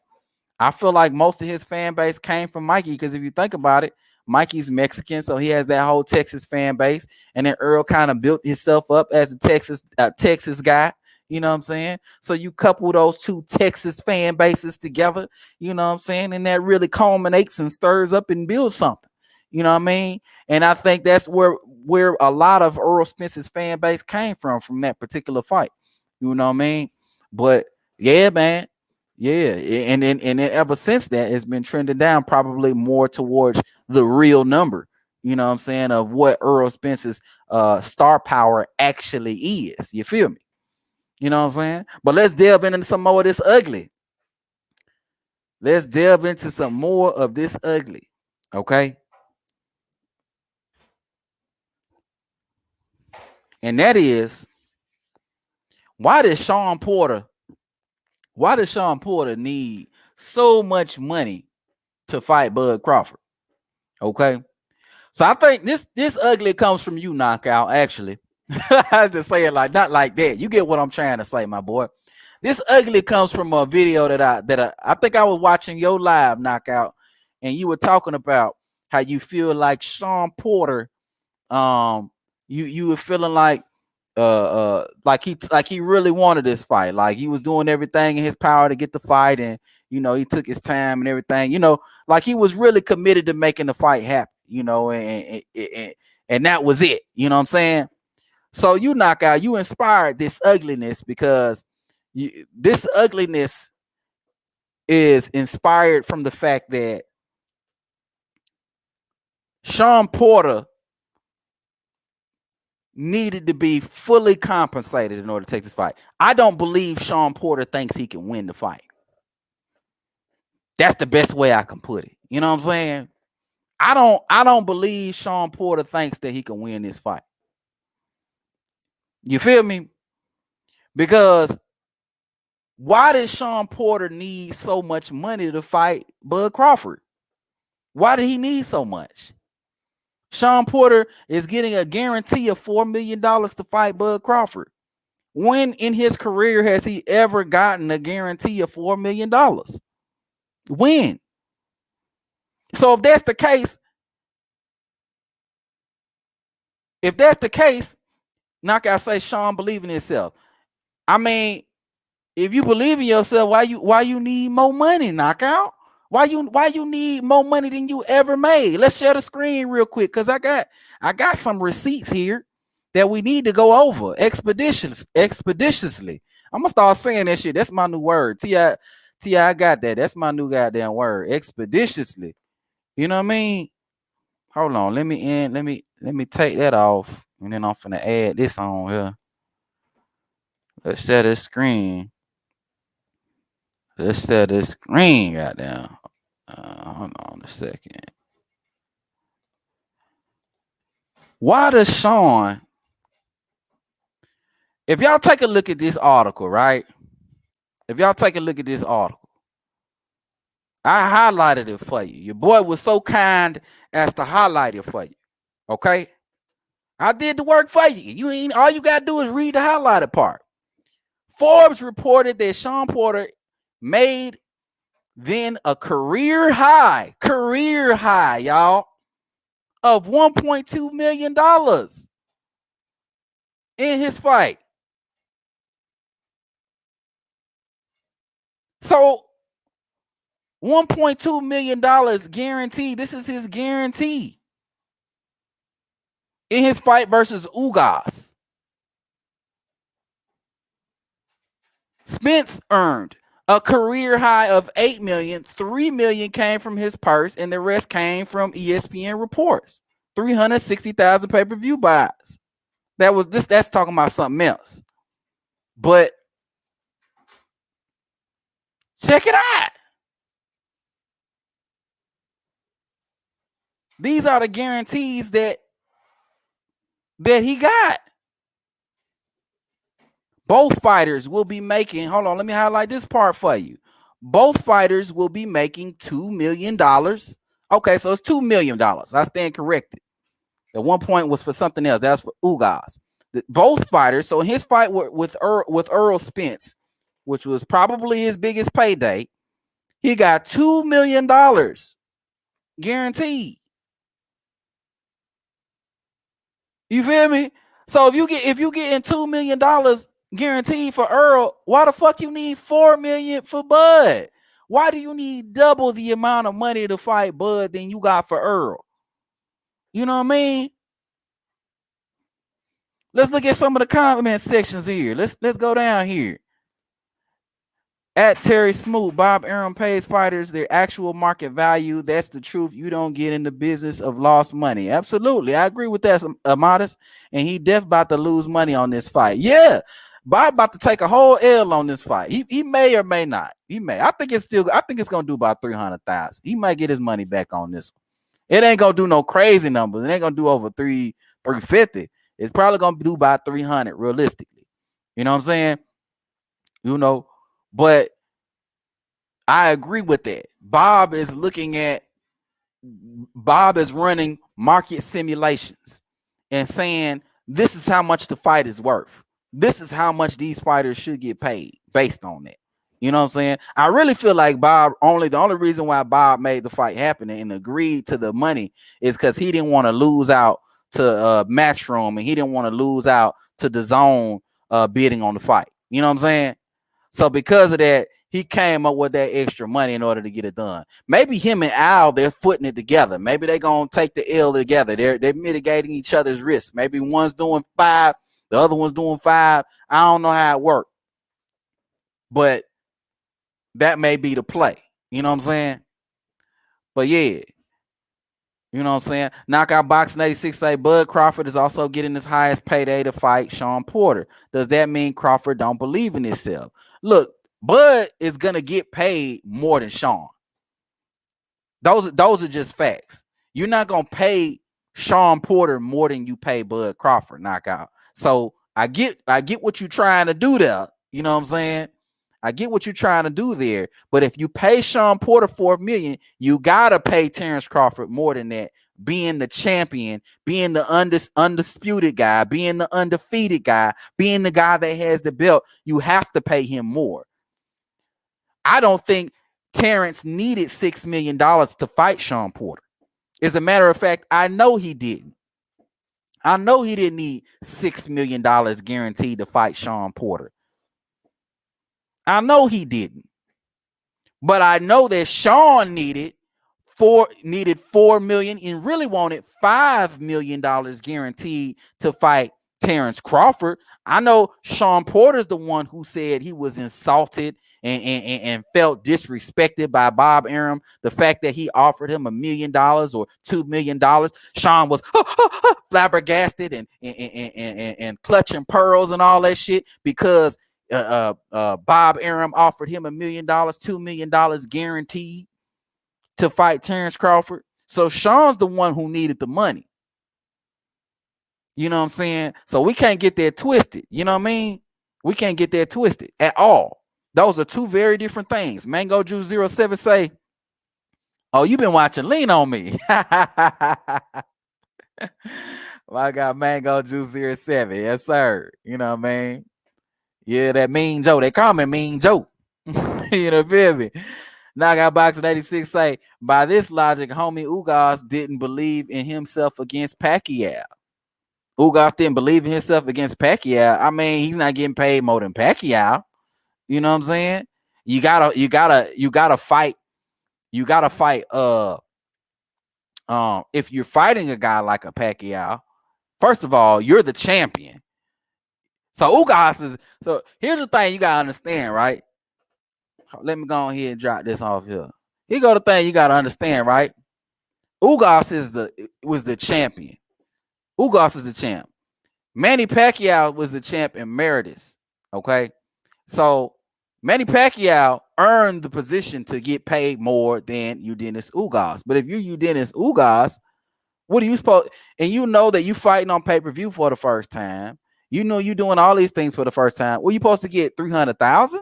I mean, he's gonna get his highest payday, especially when you're somebody like Ugas and you ain't seeing that many high paydays to begin with. You're gonna see your highest one versus Manny Pacquiao for sure, simply because the money's just gonna be there for the fight, and they could just afford to pay you more. So it's not really the same thing. Knockout, I hear where you're going, but it ain't the same thing.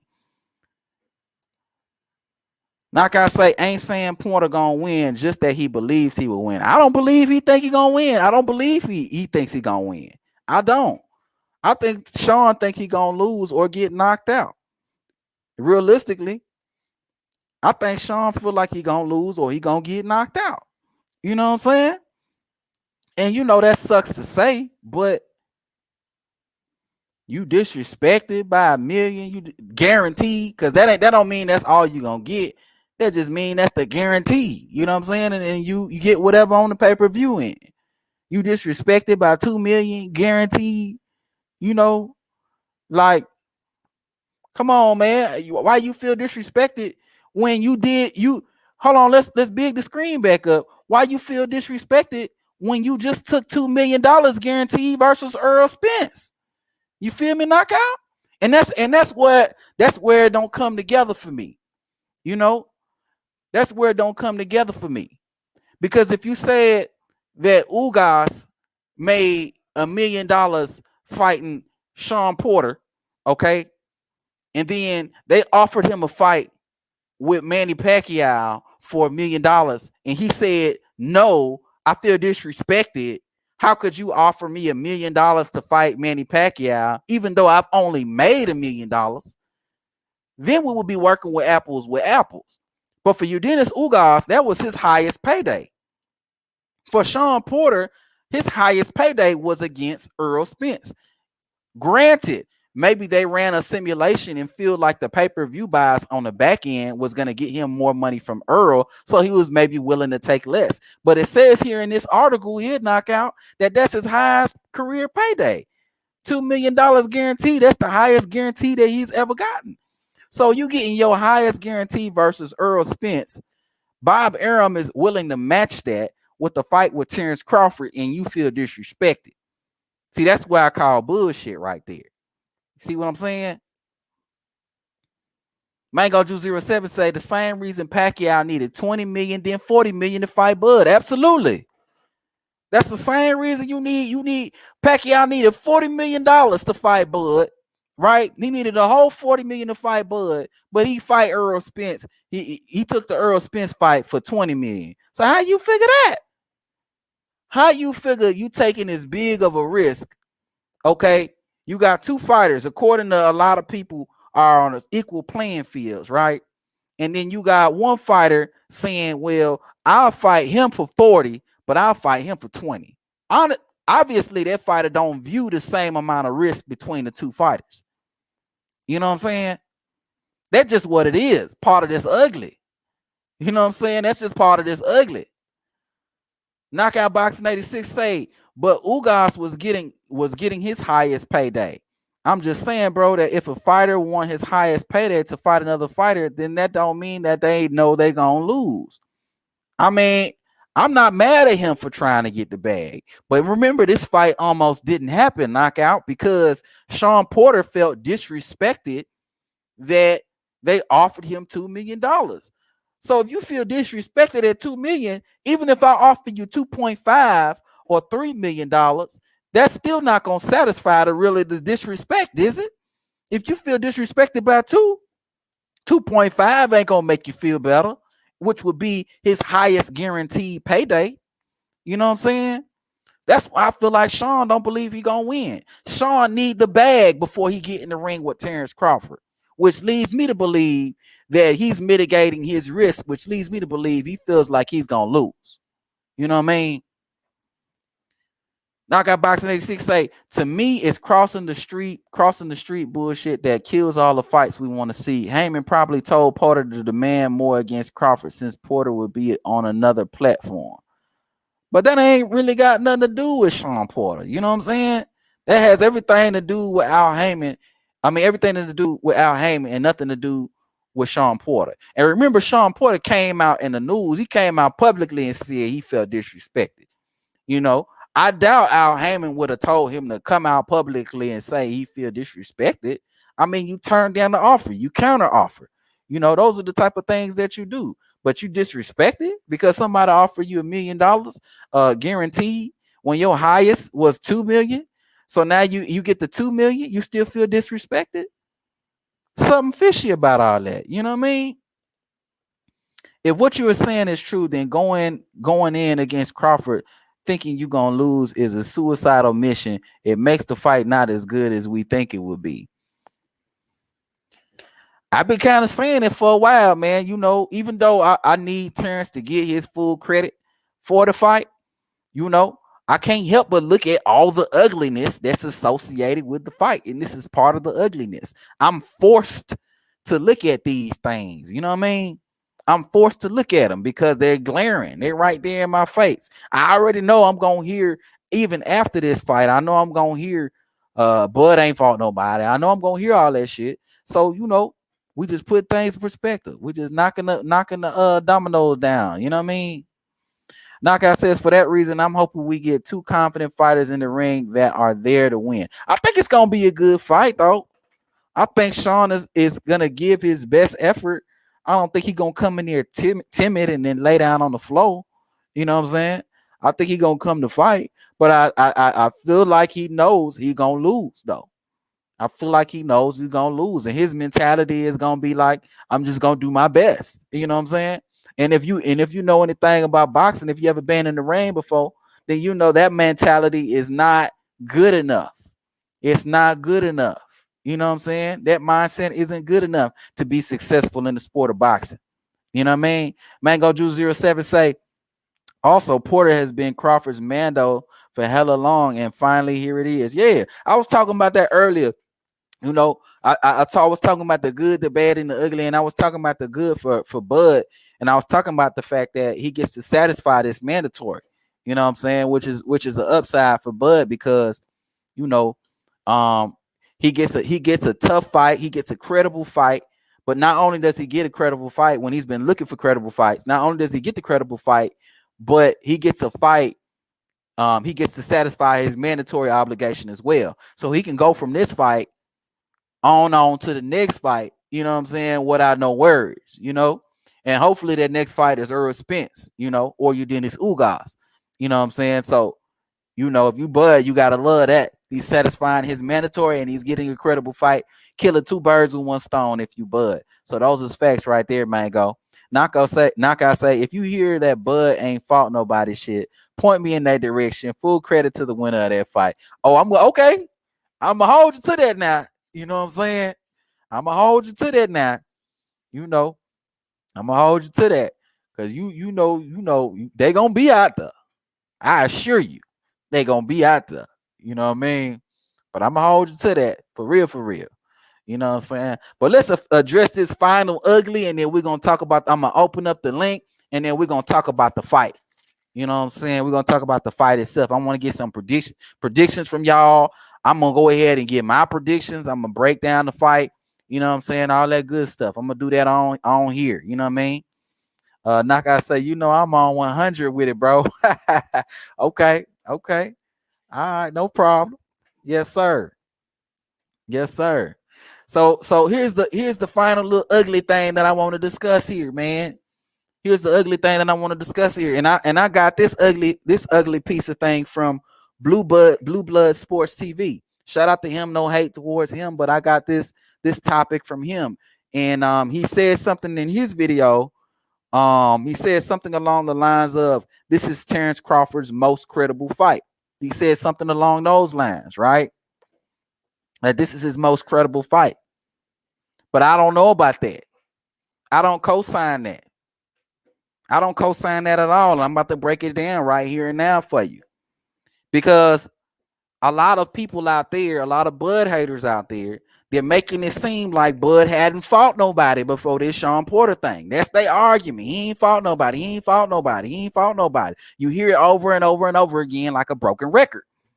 So one thing we're gonna have to do here is we're gonna have to go through the credibility of some of the fighters on Bud's resume. And we're going to have to compare it to Shawn Porter, because I don't believe that even Shawn Porter has a good resume. Shawn Porter's a rough and rugged fighter that's going to give Bud a tough fight. I don't believe that he's necessarily the most credible fighter on Bud's resume up to date. Okay, and let's go through it. Let's share this damn screen again. Hold on one second. We're going to get rid of this, and we're going to pull this up here. And we're going to go box red.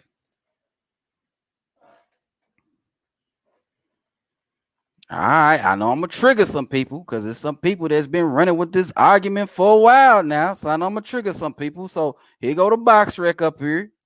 Got box rig pulled up here for you. You know what I mean? So the argument is, the question is Shawn Porter Bud's most credible fight, right? Shawn his most credible fight. Well, I don't know. You know, Shawn is what, a two-time world champion at this point? Two-time world champion, only been at one division.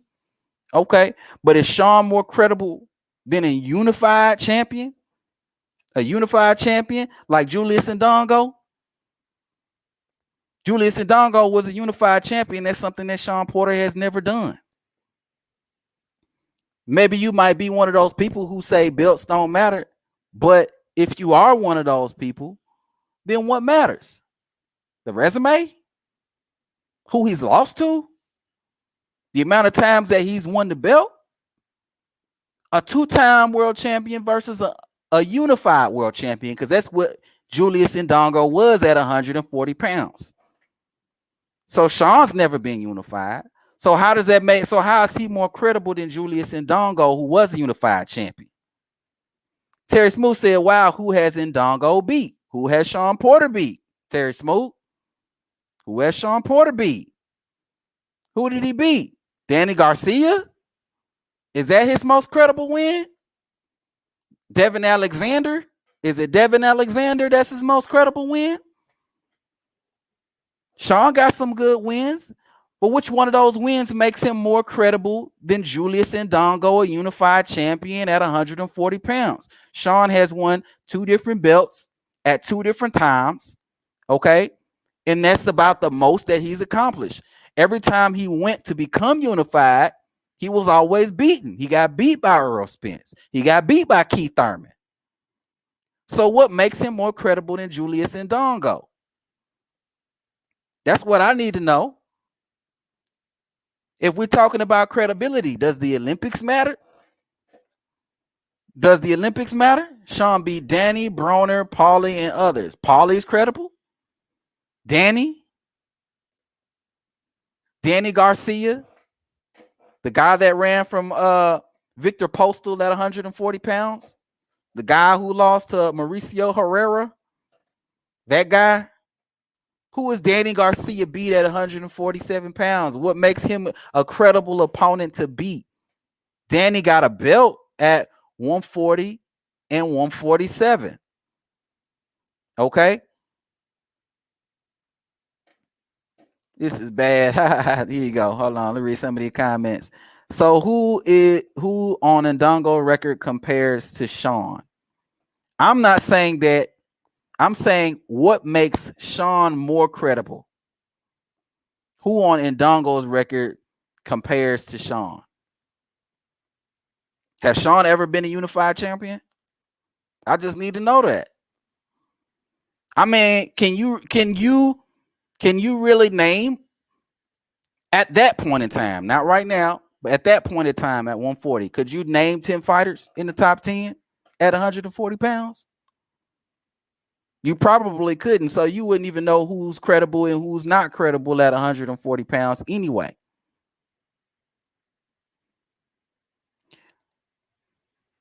Mango Juice 07 says, I mean, damn, this is Bud's 3rd division. I mean, what more can Bud do? He's fucking undefeated, for Christ's sake. Absolutely. Absolutely. Danny was unified at 140. He was. Okay. Shawn beat him. Shawn beat him. Shawn beat him, and Shawn picked up that. Shawn beat him for a vacant belt. Shawn beat him for a vacant belt. But again, has Shawn ever been undisputed? Has he ever been a unified champion? Has he ever been a unified champion, Terry?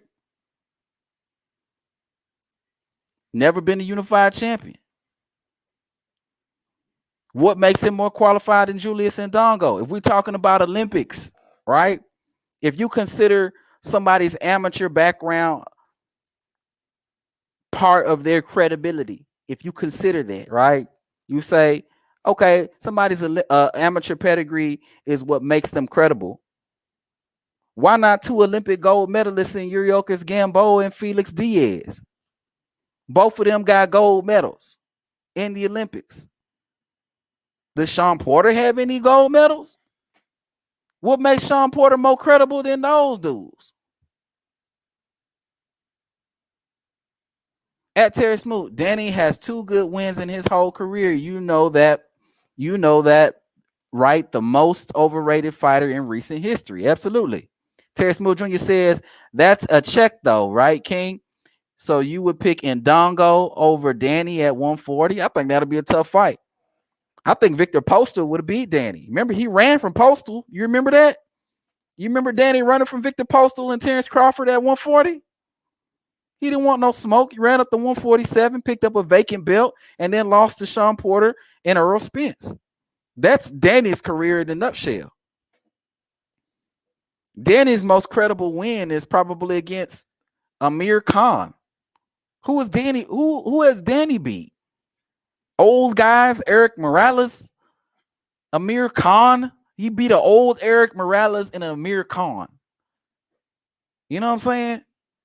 But you're giving Danny more credibility than Julius Ndongo. Really, they accomplished the same thing. They were both, well, Danny has a belt at 147, but Ndongo was unified at 140, just like Danny was unified at 140. It's the same thing. Samesies.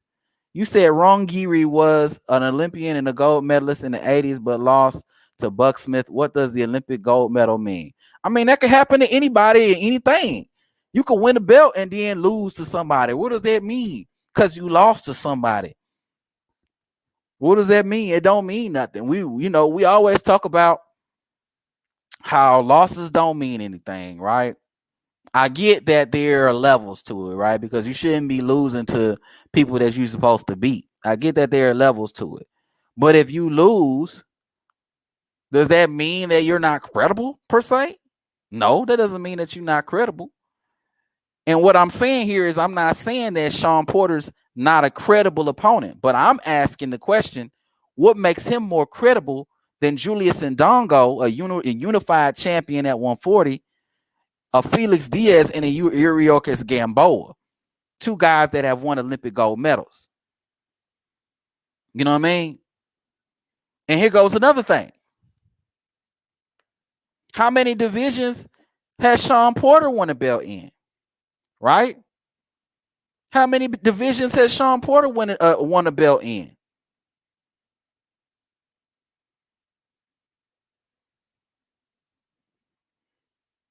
Because Amir Khan won belts in multiple divisions. Yuriorkis Gamboa won belts in multiple divisions. Ricky Burns won belts in multiple divisions. So what makes Shawn Porter more credible than those guys?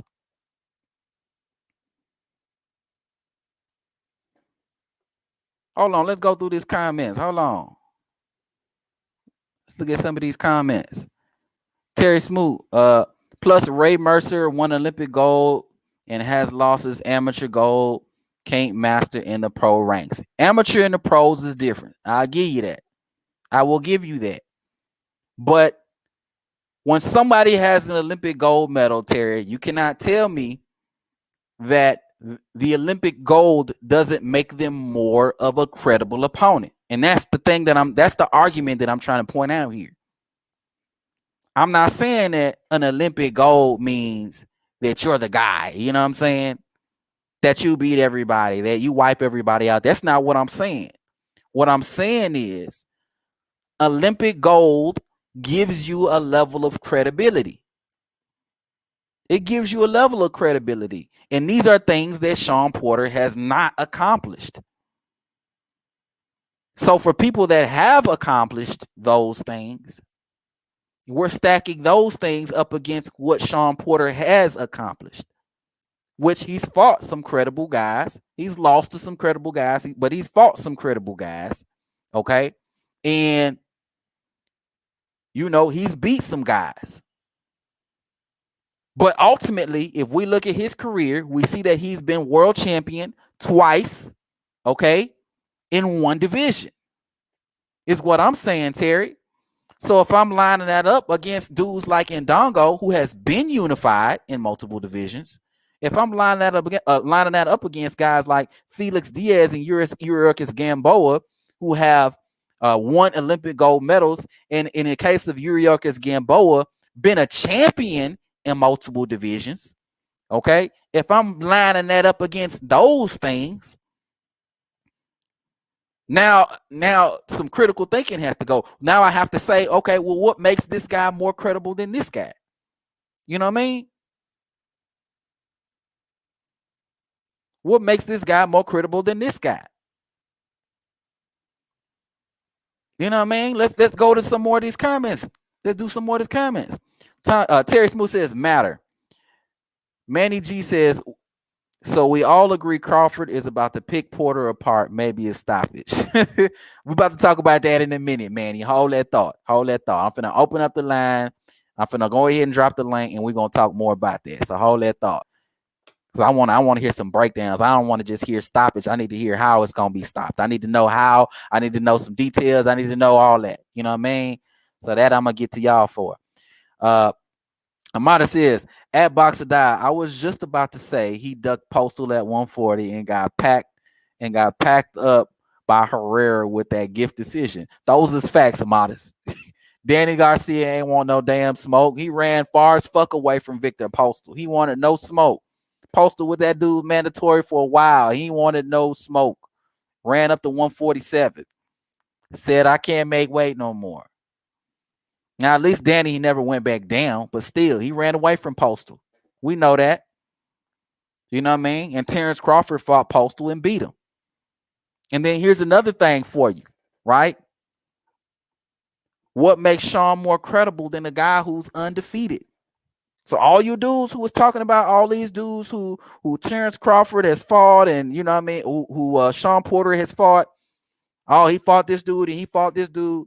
What makes those dudes more credible than a guy who has not lost? Let's look at how many people on Terence Crawford's resume who have not lost. Igis Kavalaskis. And I believe he's an Olympian as well. I'm not 100% sure about that, but I believe I think he's an Olympian. Either way, this dude was 21-0. He was 21-0 when Bud fought him. What makes Shawn Porter more credible? What? The fact that he's won a belt twice in one division, but he has 3 losses. That makes him more credible than Igis Kavalaskis. What about Jose Benavidez Jr., who was 27-0 when Bud fought him? What makes Shawn Porter more credible than this dude? The fact that Shawn Porter won a belt 2 times in a division, but Jose Benavidez was 27-0 when Bud fought him. What about Jeff Horn, who beat Manny Pacquiao? This dude beat Manny Pacquiao, dogged the shit out of Manny Pacquiao. 18-0 when Bud fought him. What makes Shawn Porter more credible than Jeff Horn? I need to know these things, y'all. Jeff Horn held the belt just like Shawn Porter held the belt at 147 pounds. Jeff Horn held the belt too, held the WBO, and he beat Manny Pacquiao. That's a more credible win than anything that Shawn Porter has on his entire resume. And you can sit here and say till you blue in the face, okay, Shawn Porter, he ain't beat Manny Pacquiao. He lost to Manny Pacquiao. At the end of the day, when Bud got in the ring with Jeff Horn, he was an undefeated fighter that beat Manny Pacquiao. Point blank, period.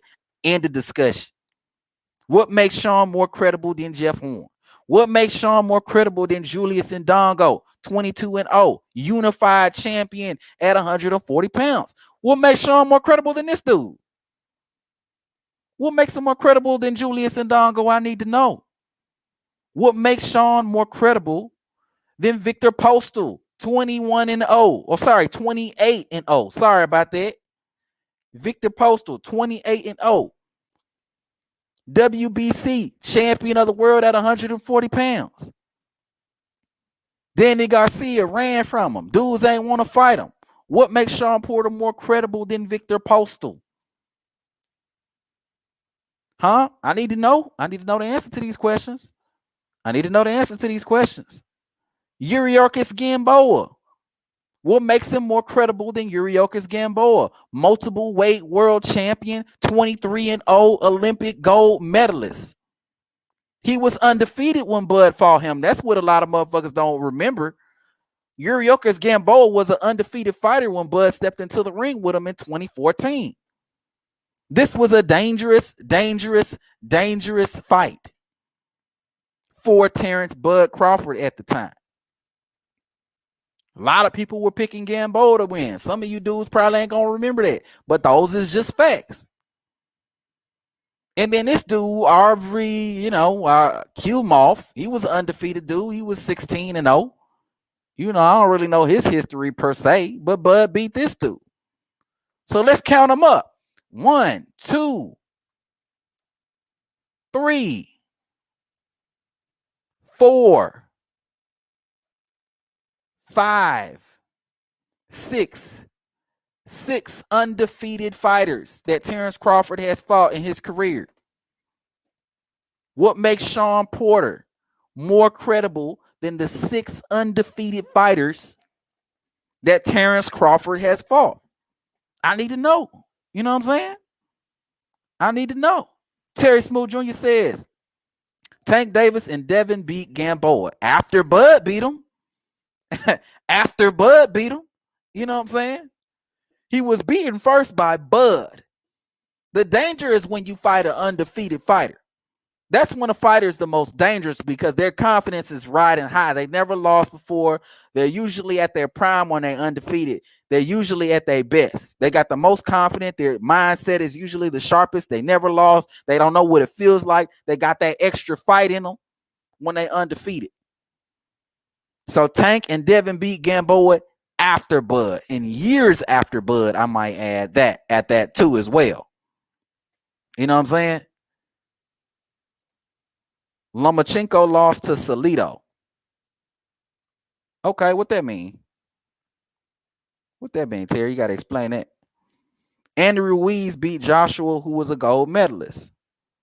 Okay. You missing my point, Terry. I'm not saying that a gold medal makes you unbeatable. I'm not saying that that's what it is. What I'm saying is a gold medal gives you a level of credibility as a fighter. When you can go to the Olympics and you can win a gold medal, when you come into the pro ranks, you have a certain level of credibility. Okay? When you're undefeated, you have a certain level of credibility. When you're a world champion, you have a certain level of credibility. When you've won multiple belts and multiple weight classes, you have a certain level of credibility. Yeah, we looking at resumes too. That counts. That also gives credibility, but it's one of maybe 5 different things that give credibility. At the end of the day, and my question remains the same. What makes Shawn Porter more credible than these other dudes? How is Shawn Terrence's most credible opponent? Because when people start saying that who has Bud fought and he ain't fought nobody, we really got to talk about that shit. And I've been like wanting to do this type of live for a while and go through this shit. You know what I mean? So what better time than now to go all the way through the shit? You feel me? Do you feel me? At Manny G, yes. Manny G, okay. At Terry Smoot, let's read some more of the comment. At Manny G, Bud lost to Danny and Saddam Ali and Ugas in the amateurs. Okay. Even Bud hasn't gotten an Olympic gold medal. You feel me? Even Bud don't have a gold medal. So that goes to show you that winning a gold medal gives a fighter a certain level of credibility, because even some of the best fighters that you can name off the top of your head fought in the amateurs and were not able to achieve a gold medal. You know what I mean? Do you feel me? So I'm going to end off on that. And I'm going to open up. I'm going to drop this link. Anybody that's trying to jump up on here, you can jump up on here. You feel me? You know what I'm saying? Anybody there, because we're going to talk about this fight. Let me drop this link.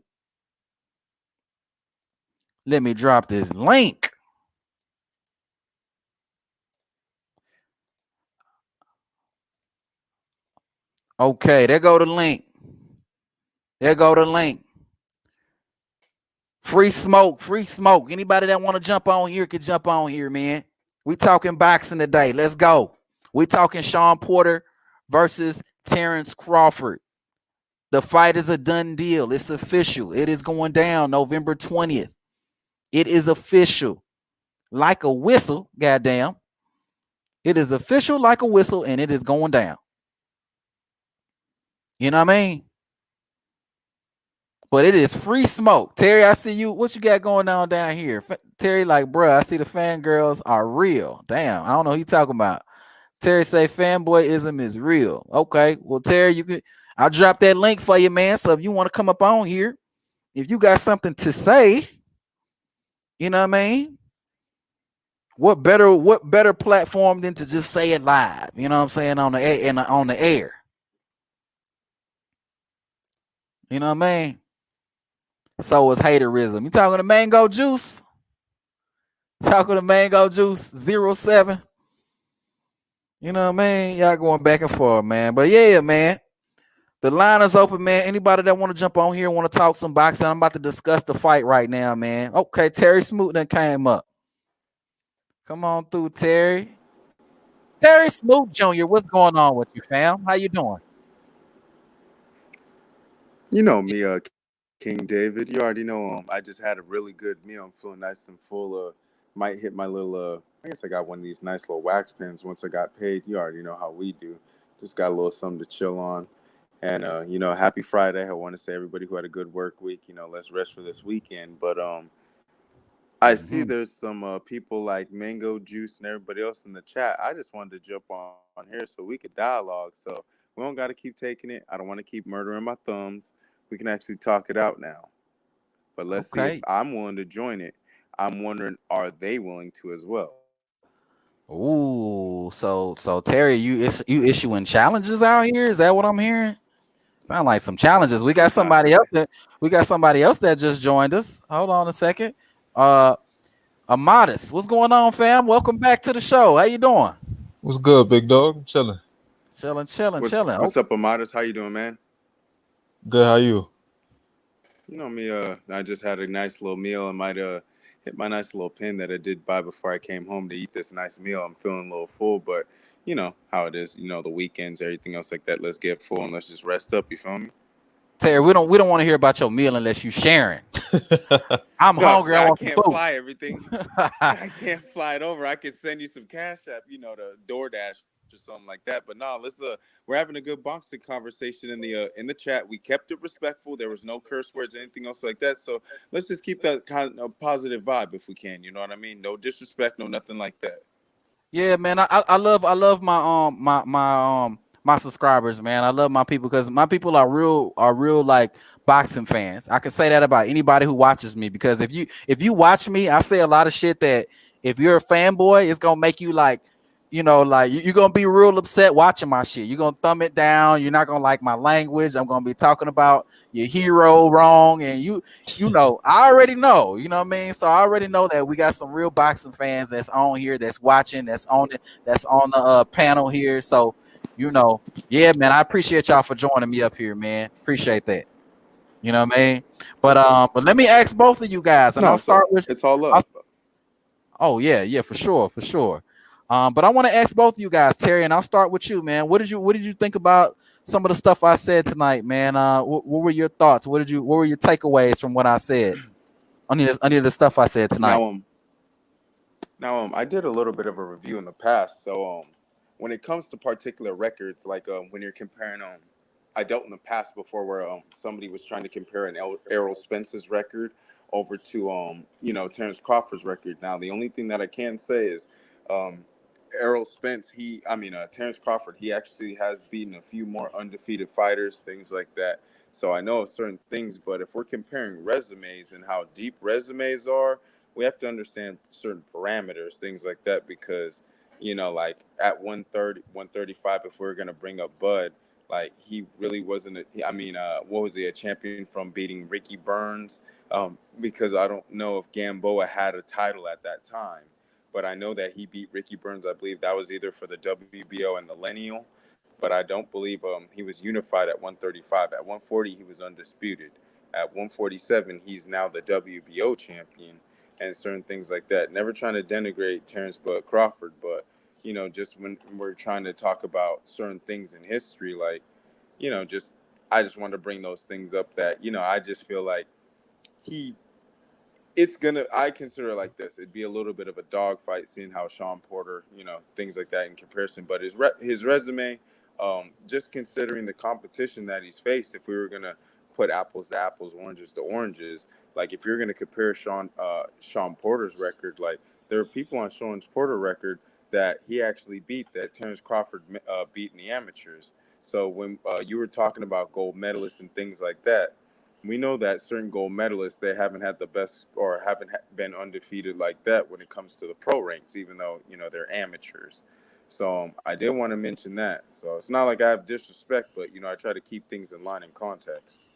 No, no, man. The discourse is what I'm all about here, man. I'm not asking none of anybody who watches me to agree with every single thing I say. What I mean, that ain't what it is. But you are gonna have to support your argument. You know what I mean. But I appreciate what you bring to the table with that. You know what I mean. I get where you're coming from with it. You know what I mean.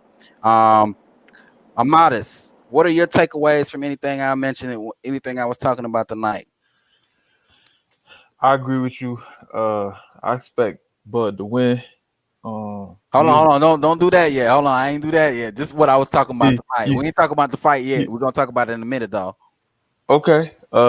Even when you're talking about the pay per view stuff, honestly, I hate talking about pay per view because, like I said earlier, I don't think none of these fights are really pay per view worthy. But that's a different discussion, I guess. But I do hope the pay per view do well. Like you said earlier, I'm definitely gonna buy it to support Bud. Um, so then he has some leverage. Honestly, I don't even think him and Spence gonna fight at this point. But if they did, he'd have more leverage if the pay per view does what better, like you were saying earlier. And just to address Terry, I think when people talk about Bud resume, this is my thing. Just say you're not familiar with the fighters versus saying that the fighters he fought weren't good. Mm, Because when people try to, if we use Postal for example, Postal still fighting. Josh Taylor, the undisputed champion. If you watch that Josh Taylor and Postal fight, Josh Taylor struggled with him 5, 6 years later after Bud fought him. mm-hmm. So then what that say about Bud when he fought Postal? I You see think what I'm saying? about that. Yep. Yeah, like so when you look at Bud resume, I think people just not familiar with the fighters. I don't mean they wasn't good fighters when he beat them. Mm-hmm. Man, that's an No, my excellent my point, my man. my bad, Modest. I just actually got a call, but I just had to reject it. I'll call them back. So no, I was hearing certain things, and I I mean I agree with you in certain aspects, of course, about the resumes, things like that. You know, I want to do all that. It's just that I'm familiar with, I do follow Bud Crawford. It's not like I'm not a Bud Crawford fan. I do support him, watch his fights, things like that whenever they are on ESPN or like the ones that he did with Amir Khan and also with Victor Postol, which were pay-per-view fights. I'm not sure if Bob Arum possibly thought that those were the best fights to make as pay-per-view, but I'm still a supporter of Bud, but it's just that when you level up in competition, I see it almost like once you go against, I consider them bigger names. So not trying to, I wouldn't try to disrespect, but I try to keep things in a little bit of context. Mhm. But that's the thing, though, Terry. Like that. That's the like the that's the perception that we got to kill because people associate big names with credible opposition, and it's not the same thing. You know what I mean? You can have a big name and be trash. I remember Canelo fighting James Kirkland back in the day, and James Kirkland But was a that's guy a who. come Hold on, on. hold on, hold But on. Let me hold on. Let me James hold Kirkland on. 15 months. He was 15 months out Yeah, of out of commission. yes, and he also had a name, and he was also, I think he had only lost one time, but he had a name. Is my point, right? Correct. And Alfredo Angulo had a name. These are named fighters. You could say also Austin Trout. Austin I Trout mean, had a name. These guys had names, but that doesn't mean that they're credible. Those are two different arguments. You know what I mean? As far as when you're talking about whether somebody's a big name or whether somebody's a credible opponent. So that's the distinction that I need to be made on a regular basis because you hear about Bud ain't fought nobody, but it's like, has Bud really not fought nobody, or has he not fought a lot of people that you've heard of? So that's what we need to like talk about. And I appreciate you, Amadas, for saying that. You know what I mean? Yeah.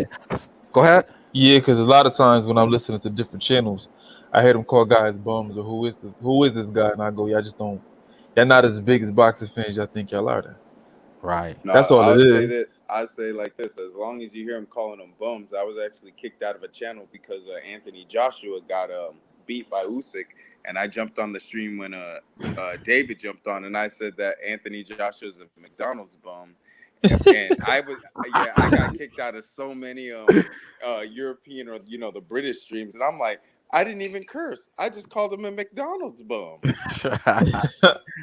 I'm not gonna sit here and try to act like holier than thou and shit, and act like you know, like I've never called a fighter a bum before, right? You know what I mean? Like we all say what we say, and it gets heated when we're talking boxing and shit like that. But even when you're even when you're saying that, it has to be just put in perspective.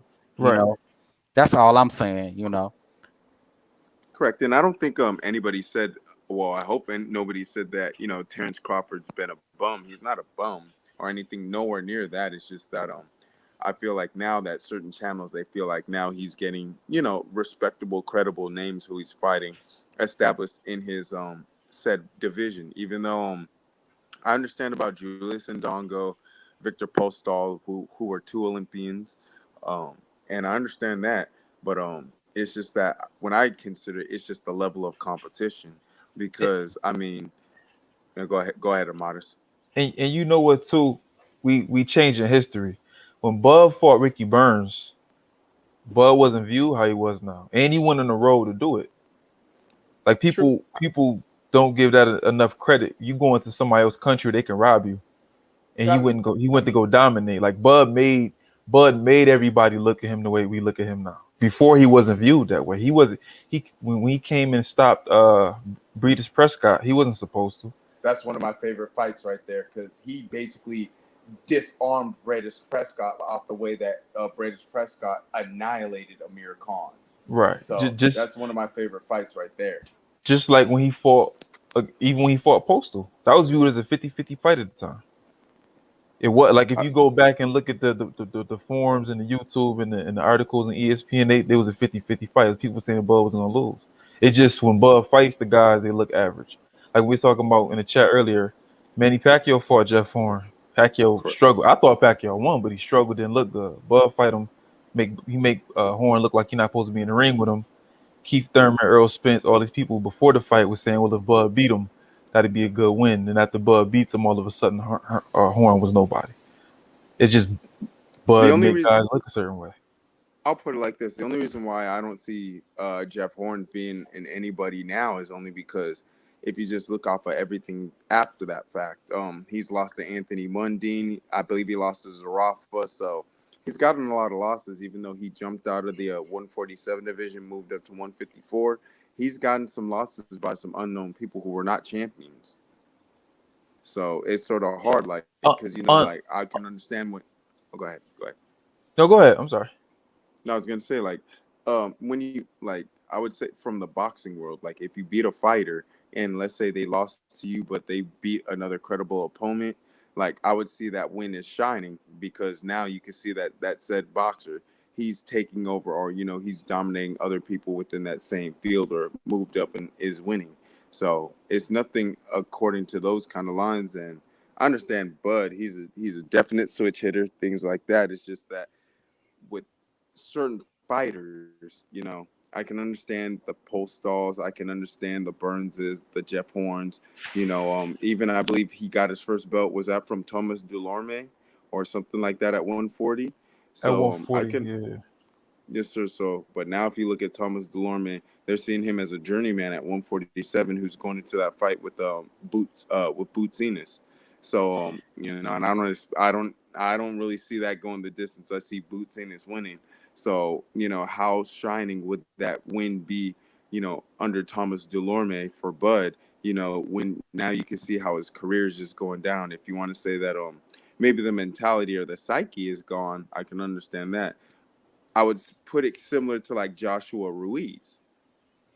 Joshua and Ruiz, when they fought, like ever since Ruiz beat him, he really hasn't looked the same. He's been a little bit more cautious, gun shy, a lot more tentative. And so, like, I can understand that first loss, even though at times it can come to Bud. Some of them come by Spence and a few other boxers. But, it's to me personally, I always try to look at resumes. I've done it before, and I always try to find credible names. But maybe the question needs to be, what do we consider credible named fighters? Depends on your criteria, because a lot of people just go off, like when people propping up Shawn Porter, like when like what David says a lot. A lot of the Spence fans actually using Shawn Porter as a buffer. Well, we expected Spence to dominate him. Uh-oh, all of a sudden he gave Spence a good fight. Well, let's see what Bud will do against him. But in reality, if you think of, if all it takes is you to make a creative narrative, all I got to do is say, Porter lost every big fight, right? So by Bud beating him, that would mean Crawford shouldn't get any credit, right? I That's all mean, I got to well, say. That's all I got to say to make your point about is Shawn all that credible? Because he lost to Spence, lost to Thurman, lost to Brooke, but he and also then has he other he credible, kind of he but he kind does of have. should have. He got a gift against Ugas. He lost to what's my man name, Julio Diaz, or he had a draw with Julio Diaz. Most people don't know who that is. Like you could go through anybody's resume and go, well, if you want to make that narrative. Now I don't feel that way. I feel like Shawn's a credible opponent, but just because he might have fought some names, but he lost against all of them. So if he if Well, he if I mean, if he I always believe comes up short, if he always comes up short, then why would he be a credible opponent based off your logic? well, there are certain wins that he does have. Paula Malignaggi, Adrian Broner, Devon Alexander. Those are, I'm pretty sure those would be good names because they were title holders or, within said respective weight divisions. Like Adrian Broner had the 147 belt. Paula Malignaggi did. Even though Shawn did lose to Kell Brook, if you watch that fight, that went to a decision, and you saw Kell Brook was trying to throw 1-2s and was trying to hold, tried to muddy. He basically was playing Shawn Porter's game. So that's why I was gonna say, like, when you use Shawn Porter, like his resume, and plus he has Danny Garcia. He did lose by decision to Keith Thurman at that time when Keith Thurman was still very active before all the injuries and said time off now. But he went through Keith, the gauntlet in a sense. He Keith wasn't retired, trying. man. He said he should off of one loss. Nah, Keith just don't seem like he want a payday so he can retire. That's all it seems like Keith want. Damn. Keith like 190 right now. He 5'6". Wow. Yeah, he Wow. probably put on weight because remember, but he's married now. He does have a beautiful wife. So, I mean, you know how I mean, we saw her during before when she was in. I mean, as a boxer, I'm not sure if you'd want your wife in there right before you're gonna fight Manny Pacquiao or somebody dangerous like that. But if you remember that fight, like she was literally sitting on the chair right next to him while he was warming up. I'm like, I'm not sure if I would want my wife or significant other like in that ring right there, or in Right my when you about locker to. room, Right. because I would feel like that would be a distraction. And plus, Adrian Broner said that he wanted to fight Keith Thurman because it was reported that Keith Thurman was still actually gambling at 2 to 3 a.m. the night of the fight. So he was doing a lot of things outside of himself that normal boxers would not do. Hey, y'all, hold on. Time out real quick. Hey, man, if you're new to the channel, man, you guys make sure you hit the like button. Make sure you subscribe, man. I'm always out here talking about, well, not always. I'm trying to do better, y'all. I'm trying to do better. But y'all make sure y'all hit the like button. Make sure you subscribe if you're new to the channel, man. Let's look at some comments real quick. I see Dalton Voss said T-Bud beats every welterweight right now. Wow. And then I my don't know guy about Mango that. Juice 07 says Dalton Voss. Sounds about right. So that takes us exactly where we need to go, fellas. And that is Shawn Porter versus Terence Crawford. First, let's talk about this fight. Who are you picking? And then tell me who how do you feel the fight is gonna go? And then give me the person you think that's gonna lose keys to win. And if you don't Do you, remember that, I'll remind you. no, you're okay. I would say a modest. Did you want to go first, or did you want me to handle this first? Oh, I'll go first. Mine is quick to the point. I think Bud wins by stoppage. Later on, like 9-10. I think he'll be able to walk Shawn Porter into a counter shot, hurt him, and Bud's one of the best finishers in the game. I think Bud will be able to finish him, make an emphatic statement. See why Spence kept changing his tune about fighting him. Why Danny ain't want no smoke, talking about why y'all picking me, and he was a WBO mandatory before Porter was. A lot of people forget about that. Yeah. I think if Porter wants to win, he gotta make it a dogfight, make it ugly. Don't give Crawford time to really process and think and figure him out. You gotta stay on him. Don't let him breathe. Yeah. Which also could be his downfall for the knockout. But I mean, Sean Porter's at his best when he making it ugly and rough. So Okay. Okay. Okay. What about you, Terry? Who you picking Um, and how you see the fight going? Me, because I do want to see the mega fight between Spencer Crawford. I'm gonna pick Crawford by decision. It's gonna be for me majority decision, or I see it close unless I see basically decision. I'm going with majority decision. I believe that just because of Sean Porter's style, how he fights a little bit closer due to arm reach, body size, things like that. But seeing how he's taken a lot of punishment, he's taken fights before with Adrian Broner, Kell Brook, he's Keith Thurman, and I've seen certain fights where they've been close. So I will say that considering how I do want to see the mega fight between Spence and Crawford to have the whole thing out, I'll give it by majority decision. But I'll say that the keys to win for Sean Porter, it would have to be that like I mentioned in the chat earlier, I feel like he would need to turn this into a more Paula Malignaggi kind of Errol Spence fight where you got to stay close, you got to apply that pressure the whole time because I don't see him winning a decision like how he was fighting Ugas, how he was trying to box from the outside, which I don't, from a person who has a shorter arm reach, things like that, it may not work. But for him, I feel like Sean Porter would need to do his style of fighting in order to at least be successful. But I do see it going to at least a decision, things like that, more a majority decision because I feel like Sean Porter's at least going to make it very, very competitive, like we've always seen Sean Porter do. Mm, mm. All right, and I'll give my predictions after that, man. I think Terence Crawford's gonna stop Sean Porter, man. I think it's probably gonna be a late stoppage. I mean, isn't that just the Bud stamp? Isn't that just what he does? He stops people, usually late because it takes him a little time to figure you out. And I think that's exactly how it's gonna go. I think it was Mango that said it, or it could even been you, Amadis. I think the fight starts out with Sean winning a round or two, starting very fast, starting very strong, and very awkward. I think Bud takes maybe about 2 to maybe 4 rounds to figure him out. And I think by round 7, Bud has him completely figured out, you know what I mean? And really starts hurting him with some punches. And I think by round 9, it ends with a dramatic, nasty knockout or stoppage, something along those lines. You know, that's how I see the fight going. and what a statement I'd make because then it'll solidify me and your thoughts, so to speak. Of it more or less seems like they're avoiding Bud. Then he don't want to fight nobody. And More we, or less. we we're gonna find out why, or like at this point. I just want to say too, man, you guys are so respectful on this live today, bro. Like I just want to give you and Terry Smoot y'all kudos, man. Maybe it's because Argenis Barber is not here, you know what I mean? You know what I mean? But you and Terry Smoot, you guys are like, you know what I mean? You guys are very respectful, you know what I mean, No, right now. So, no, there's no animosity. Even though we dialogue in the chat, like we yeah. can always still be respectful.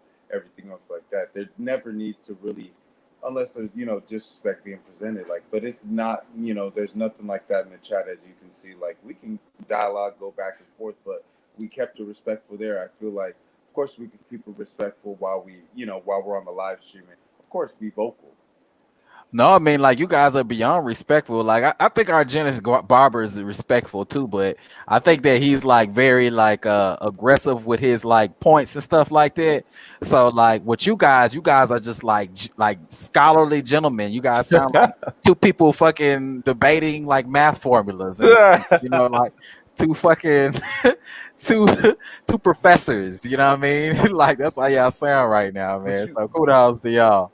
but you No, know I'll too. take Though, it. this is No, this is shout out to the respected. Shout out to Amadis and also you, King David. You already know how it is. We always keep it respectful. Things. Well, Yeah. do our best. But go ahead, Mr. Amadas. My bad to cut you off. No, I was just gonna say it's pretty simple though. Is you ask about Bud and Porter, ain't nothing really controversial. I think when you start bringing up stuff that touch people feelings a little bit more, that's when they get a little more disrespectful because Yeah. you start saying things people don't like. But I think most people, like you said, think Bud gonna win, but think it's gonna be a good fight. It's gonna be a good tough fight. Yeah. Let me ask you this Right. though, Here's Modest. my thing. Oh, go ahead. Go Go ahead, ahead. Terry.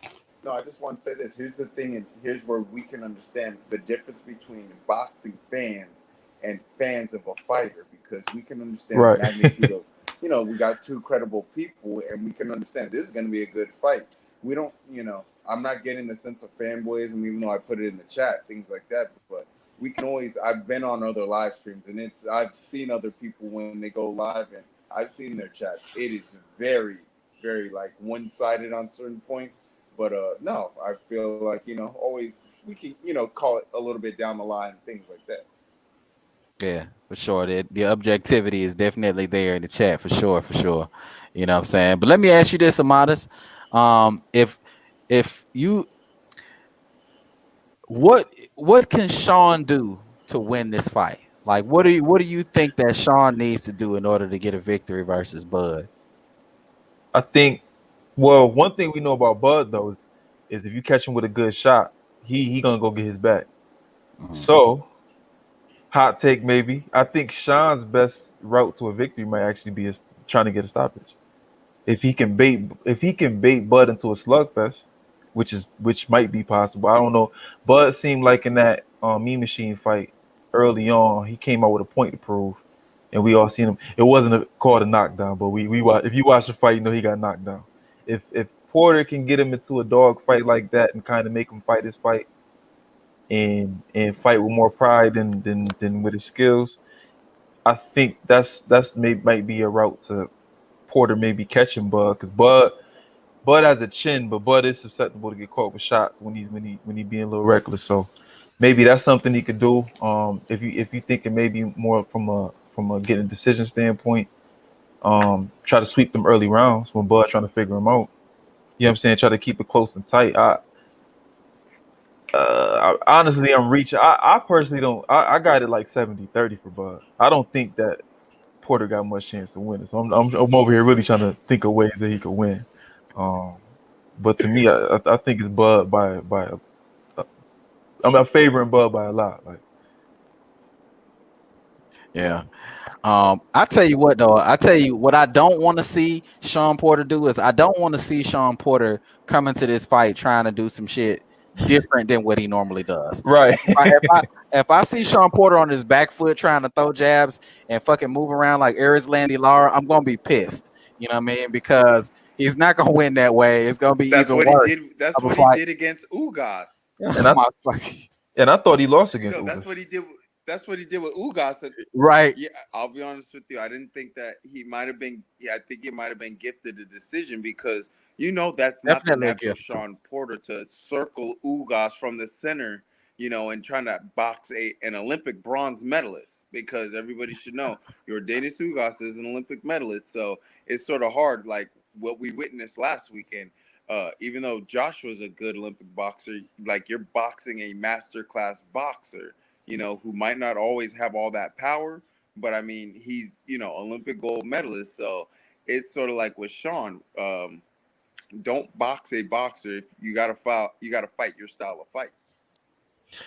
And you know what? Just to touch, I know we on a different time. I forgot when you asked me earlier about what you talked about. That's a good point you made about the gold medal. Getting a gold medal in the Olympics is like getting your master's degree in boxing, and I don't think people understand that. Like in the Olympics, for those who don't know that's listening, you don't get to pick your opponent. You have to beat whoever they line up for you.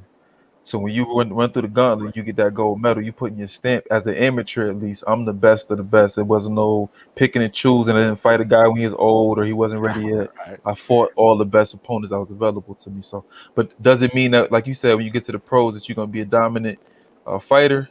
Not necessarily, but it gives you a great push forward and it shows that you actually can box. Though that's why most of the medalists, they're very difficult to deal with. They usually do better in the pros because they have this. They already showed you they actually have boxing skills and they can really break down game plans and different things like that. So Facts. What you think about that, Terry? No, I can understand that, and I agree with Amadas as well because I mean, like I was stating, certain gold medalists like Wanjiru, he had lost to Buck Smith in the '80s. Lomachenko, who's a two-time gold medalist, he ended up losing to Salido. Guillermo Rigondeaux, he ended up losing, also a two-time gold medalist.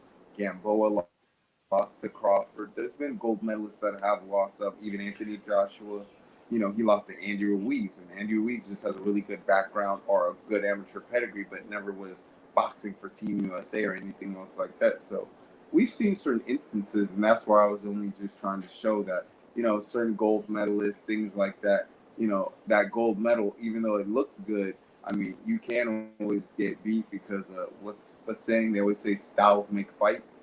So that's why I wanted to just emphasize or just notate that. Yeah. Go ahead, Amadas. and I was I gonna hear it say, cooking. I hear it I, cooking. I was gonna say, just because you lose, though, don't. It's about who you lost to. So if we talk about Lomachenko, he lost in the second.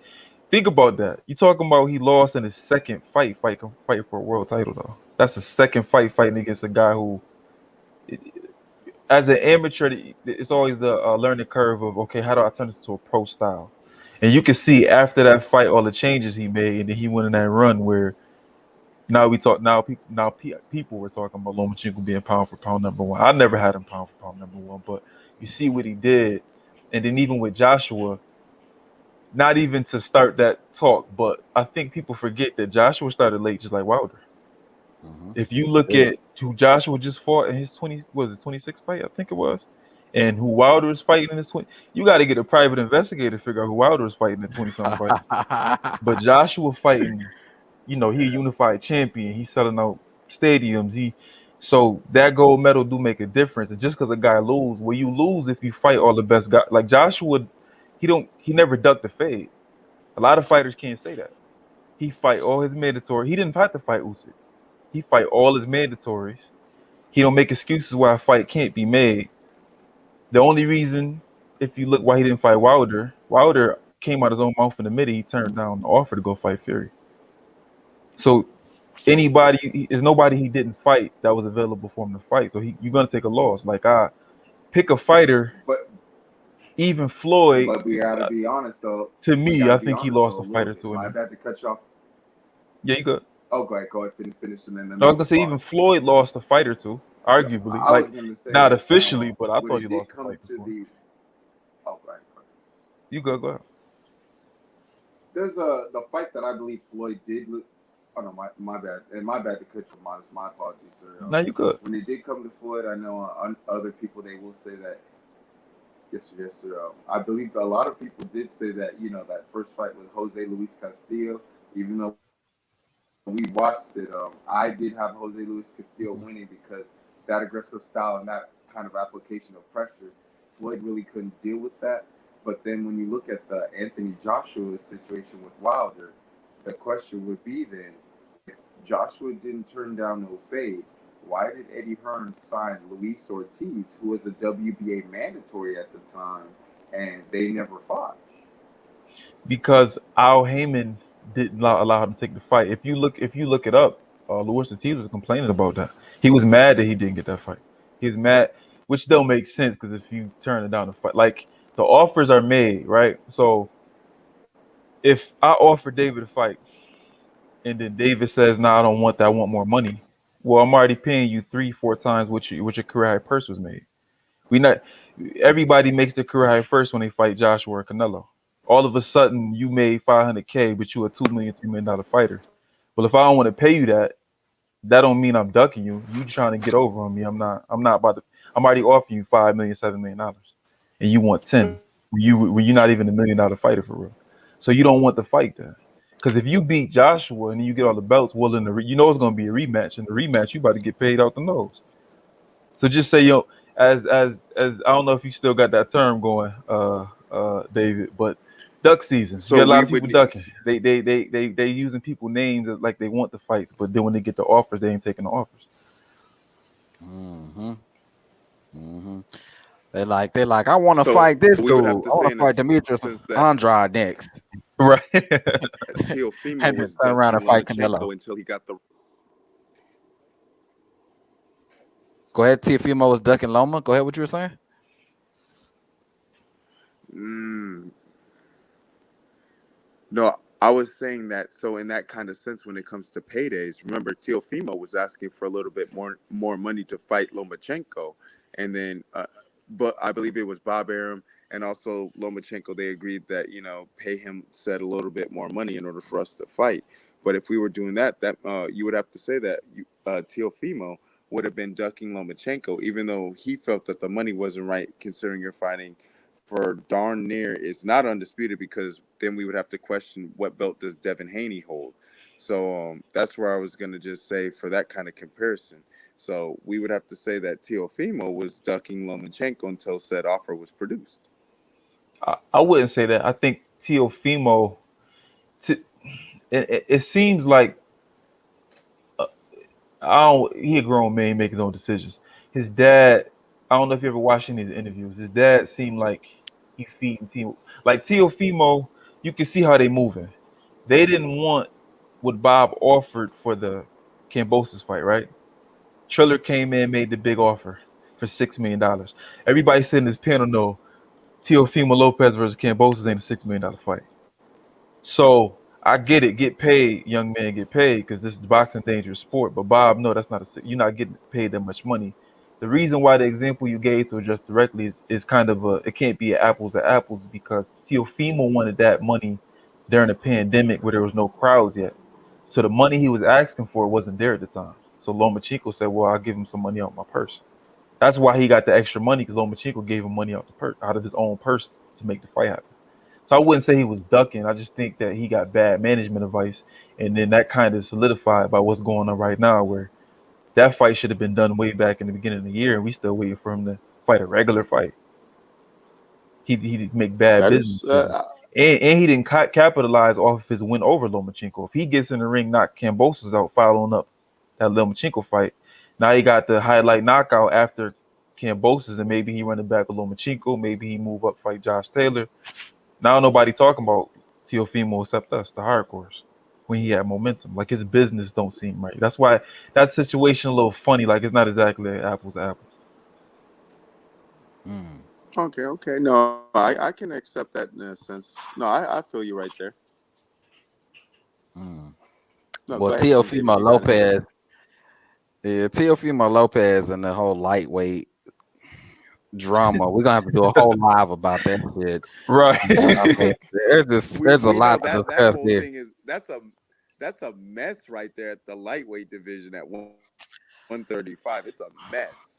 My word for that is cluster fuck. let, That's let, what's going on over there at lightweight. let me ask y'all both a question, because somebody on a different line, somebody made a point to me. He's from the UK, and he was telling me, all the divisions that Americans dominate are the worst divisions. And I had to think about that for a second. I'm like, hold on. Like none of the because his point was none of the fights get made and it's all politics. But if you look at the other divisions that's dominated by non-Americans, the fights get made and it's unifications and it's all the different. People fight each Yeah, other so I'm and like, shit. damn, I can't even defend that one.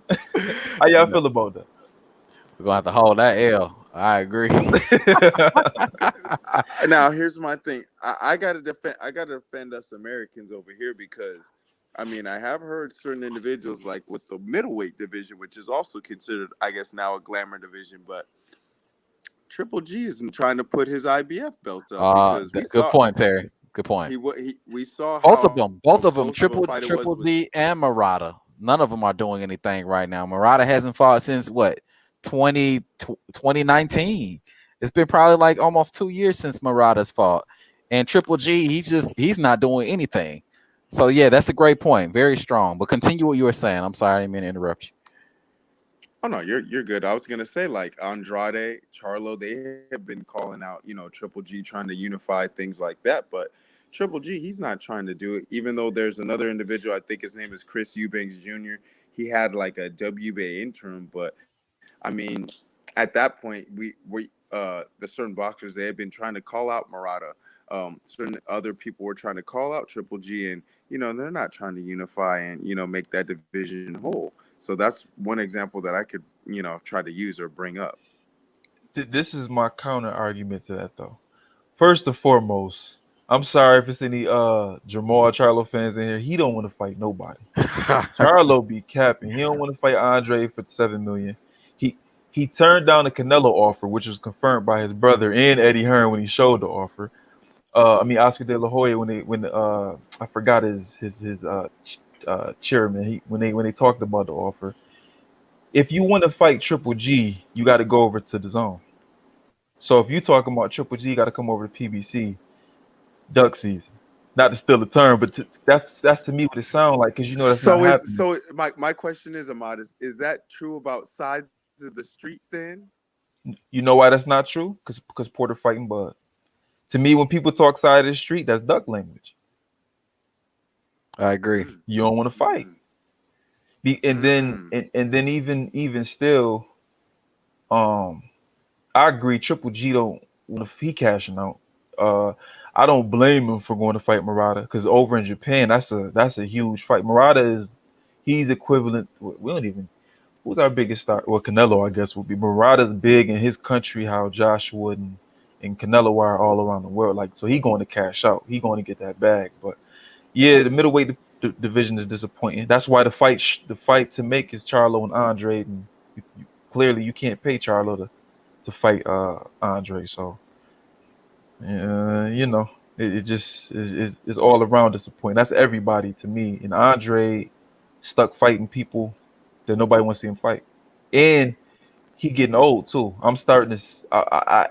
If anything, this is the best time for Charlo to fight Andre. This is the most vulnerable Andre's looked to me in a long time. Same thing happened to Charlo. Charlo looking worse and worse as time go by. Look how he struggled versus that dude. And that's crazy. Montiel, he looked terrible. That eye was lumped against Montiel. That's what happened when you fight once a year. And you fight in lower level opposition for the most part. That's a fact. But that's a PB. That's a whole other conversation. No, Wookie, but it's still a little bit relevant. How we were just discussing. But no, I mean, as long as you can understand my points, things like that. I mean, they're your facts. I ain't gonna lie.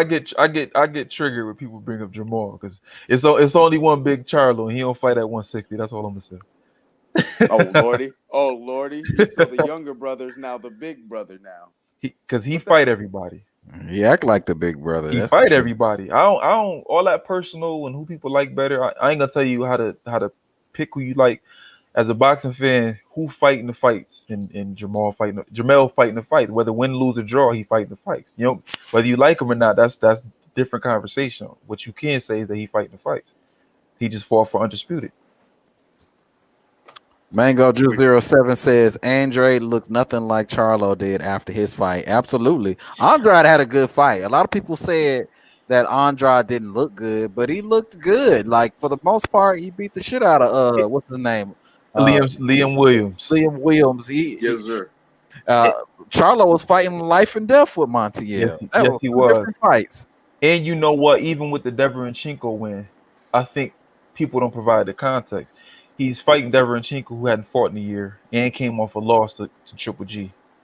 So the win is like. He won that fight. That was a very great, masterful fight. I've watched it several times because I thought he got robbed. To be honest, Deverenchenko to apply that pressure in, I consider it like a Ludacris song. When you move, I move, just like that. That pressure. Every time Triple G tried to, side pivot, he was right there in his wheelbarrow.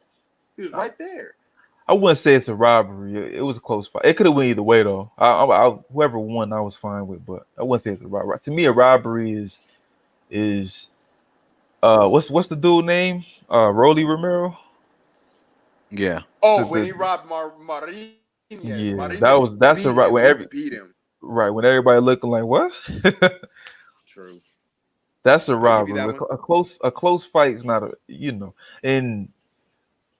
Triple G gets slandered because people don't like him, which for a lot of reasons. But to be honest with you, I'm not sure that Charlo could beat Triple G. Me, one of those people. Go ahead. What you say? You said you one of them people. Yeah, who don't like him. You don't think Triple G can beat Charlo? I mean, you don't think Charlo can beat Triple G? No, Yeah. I was just saying I don't like him. I think That was what I was saying. I think Triple G's better than Montiel still. Oh So if you heck tell yes. if you telling me that Charlo struggling with that guy, and you know the last thing to go is power, You and you and, know and how I you don't know know how people. Go ahead, I'm sorry. you know how old Triple G is now? 39, Like 30. Oh, I'm about to say 36, about 37. 38, 39, something like that. That dude is 39 years old, man. Hey, and that's how much faith I got in Charlo. Wow. Cause, Damn. cause I want Charlo to Wow. Damn. fight. I just want Charlo to fight somebody. And even if he beat that, and see, you see who we talking about? Triple G, 39. Well, I see why Charlo ain't fight nobody. Look what happened with Montiel. Shit. So if he fight anybody, shit, he probably gonna get his ass whooped. No, you know. But I mean, if he didn't have faith in himself before, after Montiel, he can't have a shred of faith now. Now they got, I don't have any faith he's gonna fight anyone at this point now. but you gotta keep them guys active though. They coming off the couch, getting True. ready for guys they don't even want to fight anyway. But just real quick to address the Triple G, I'm not a. To be honest with you, I think I told you before. I'm not really necessarily a fan. I try not to be a fan of any fighter. I will admit I'm a little biased towards Andre and Bud to some extent, but I always felt like the Triple G slander had more to do with Abel Sanchez. Triple G don't even speak English really, so he ain't saying nothing that offended you. It's usually it's usually the Kent or what's coming out or the HBO hype. But you know what though, Triple G did it the right way. So how we talking about the inactivity? If you remember back then, he fighting 4, 5, 6 times a year and he knocking people out. So he making people want to come see him, and then what makes people mad was the pound for pound number one and pound for pound number two. I never agreed with that. But what I will say is people like to change history. Whether people want to admit it or not, Daniel Jacobs, even though he eventually did fight him, but Daniel Jacobs on record saying it, Peter Quillen on record saying it, Sergio Martinez didn't want to fight. Everybody asking for crazy money to fight Triple G when more money than Triple G was making, and he would have been the bigger. Like nobody want. It was a good period of time. Nobody wanted to fight him. So then that kind of make him look like a boogeyman, even though when he did fight the people, you could argue Daniel Jacobs won the fight. So it make you wonder, well, why y'all had that type of energy to act like y'all didn't want to fight him. Y'all need career high paydays to fight a guy when everybody else thinking he overrated. I would say Triple G came at the perfect time when the middleweight division wasn't at its strongest. But let's not act like people was rushing to fight him either, because a lot of guys did not have that energy. Cotto and Canelo, remember Canelo originally dropped the belt, and Cotto said, "I ain't fighting him." Now I don't blame him. They you know, Cotto a little dude going to fight Triple G, but let's not change history. Act like Triple G ain't had a middleweight division on lock for a little minute though. He did. I mean, Oh, he did. Yeah. he did have it was a weak division, a weak middleweight division. But even aside from that, I think just in general, I didn't like the way how Triple G moved, because once people did get in his division and fans were anxious to see him go up against some of these new up and coming dudes that were coming into his division, he shied away from them, and that's what pissed people off. But beyond that as well, Triple G, look what he's doing with these belts, man. This dude is just not fighting now altogether. He's just holding on to belts, you know what I mean, and just he rocking them like like a little baby, and he's not doing nothing, you know what I mean. So I think that's probably the most frustrating thing, and it was the same thing with Pacquiao. Like these dudes were just champions for no reason. They weren't fighting anybody, and they were just holding up the division and holding up fights. Like I would like to see if somebody else get that belt, that IBF belt Triple G has. I think Andrade be able to unify with that person, and maybe we can get some progress in the middleweight division. But if we got Triple G right now playing keep away, and he fight once every 2 years, and then he's looking for Murata, like he literally, the beginning of this year is literally, he was like, I heard reports at the beginning of this year that he was waiting for the end of this year so he could fight Murata. What Which the is fuck crazy. is that? He Yeah, could that have was fought like crazy. 2 or 3 times already by the That's time. crazy. Yeah, that was crazy. So that's the type of shit I'm talking about. Like, and we still haven't heard about Murata, by the way. We're in October, and we haven't heard anything about a Murata fight. So that leads me to believe we're probably not even gonna get the fight in December. That fight, I did hear that fight pretty much done. Oh, you heard it was done? Yeah, that fight I pretty haven't heard much. nothing about it. Which is a good fight, but it's just like you said, it's not the fight. I agree, it's not the fight I want to see, but it's a good, between them two is a good fight. kind of. Murata ain't fought the year, but whatever. It's for what it is. Somebody probably going to sleep. So Yeah. if nothing else, if nothing else, he probably get a knockout. But I see, I give you pushback on that because when you saying he didn't fight anybody, that's what I'm saying about people didn't want to fight him. He didn't fight anybody. I didn't say he didn't fight anybody. I said his division was weak, and then I said when he finally got some people in his like that came up to his division that They wanted didn't to want to fight fight him, that he didn't want to fight him. Who was these people calling out Triple G? Jermell Charlo and Demetrius Andrade. They spent most of their career calling out Triple G. Now we know Jermell ain't want to fight nobody. Cut it out. Jamal did want to fight Charlo. He called out Triple G. He called out Triple G lots of times, and Triple G on every occasion was not interested in a Jamal Charlo. Maul is a cap artist, man. Maul. That's what I'm saying about how you calling out a guy and then knowing that fight ain't gonna happen. You know damn well Triple G ain't going to PB because if you in his Triple G shoe, he got equity in the zone. Like his fighters get they get promotion and he has a promotional deal where they exclusively get shown and he get paid more for being. He not going to PBC and y'all know that. So if you want to fight, you know you got to go over there, and we know Al not sending you over there. So what you calling Triple G out for when you know the fight ain't gonna happen? Well, Al sending Shawn over to HBO to fight. He sending Shawn over to ESPN. But the difference between a Charlo and a Shawn Porter has more control over his career. Like, matter of fact, because type in Google when you get some chance, go through the web, see if you can find that old Al Heyman contract. It's a contract that's online because he got sued before. It became whenever something is a public case, it becomes public record. A lot of them PBC fighters have that same deal that's in that type of contract, basically a 360 deal. Shawn Porter's had that contract, so that's why you see Shawn Porter usually fighting all the best fighters because him and Kenny can push for that because Al doesn't have as much control of their career. If you think about it, Daniel Jacobs is still an Al Heyman fighter. He don't have a contract though that a lot of them dudes got, so he can go over the Matchroom and go get the bag and get the Canelo fight and get the Triple G fight because of the contract he got. So that's what I'm saying. You can't get the Triple G fight. So it sounds good to your fans, but they know you can't go over the zone. So you feel like Jamal was capping that whole time he was calling Triple G out, and you feel like there's no way that fight could have got done. It's pretty much what I'm hearing you say. Right. Because I don't think no fighter's scared of no fighter. I just know that let me not say I know. It's strongly implied that y'all not going over to the zone. Because Devery Chinko is a perfect example too. He don't have the same type of because he's with Lou DiBella through Al Heyman. So that's why you see him go fight anybody on any network. It's certain fighters that's with PBC. They don't go anywhere to fight. It's only on PBC.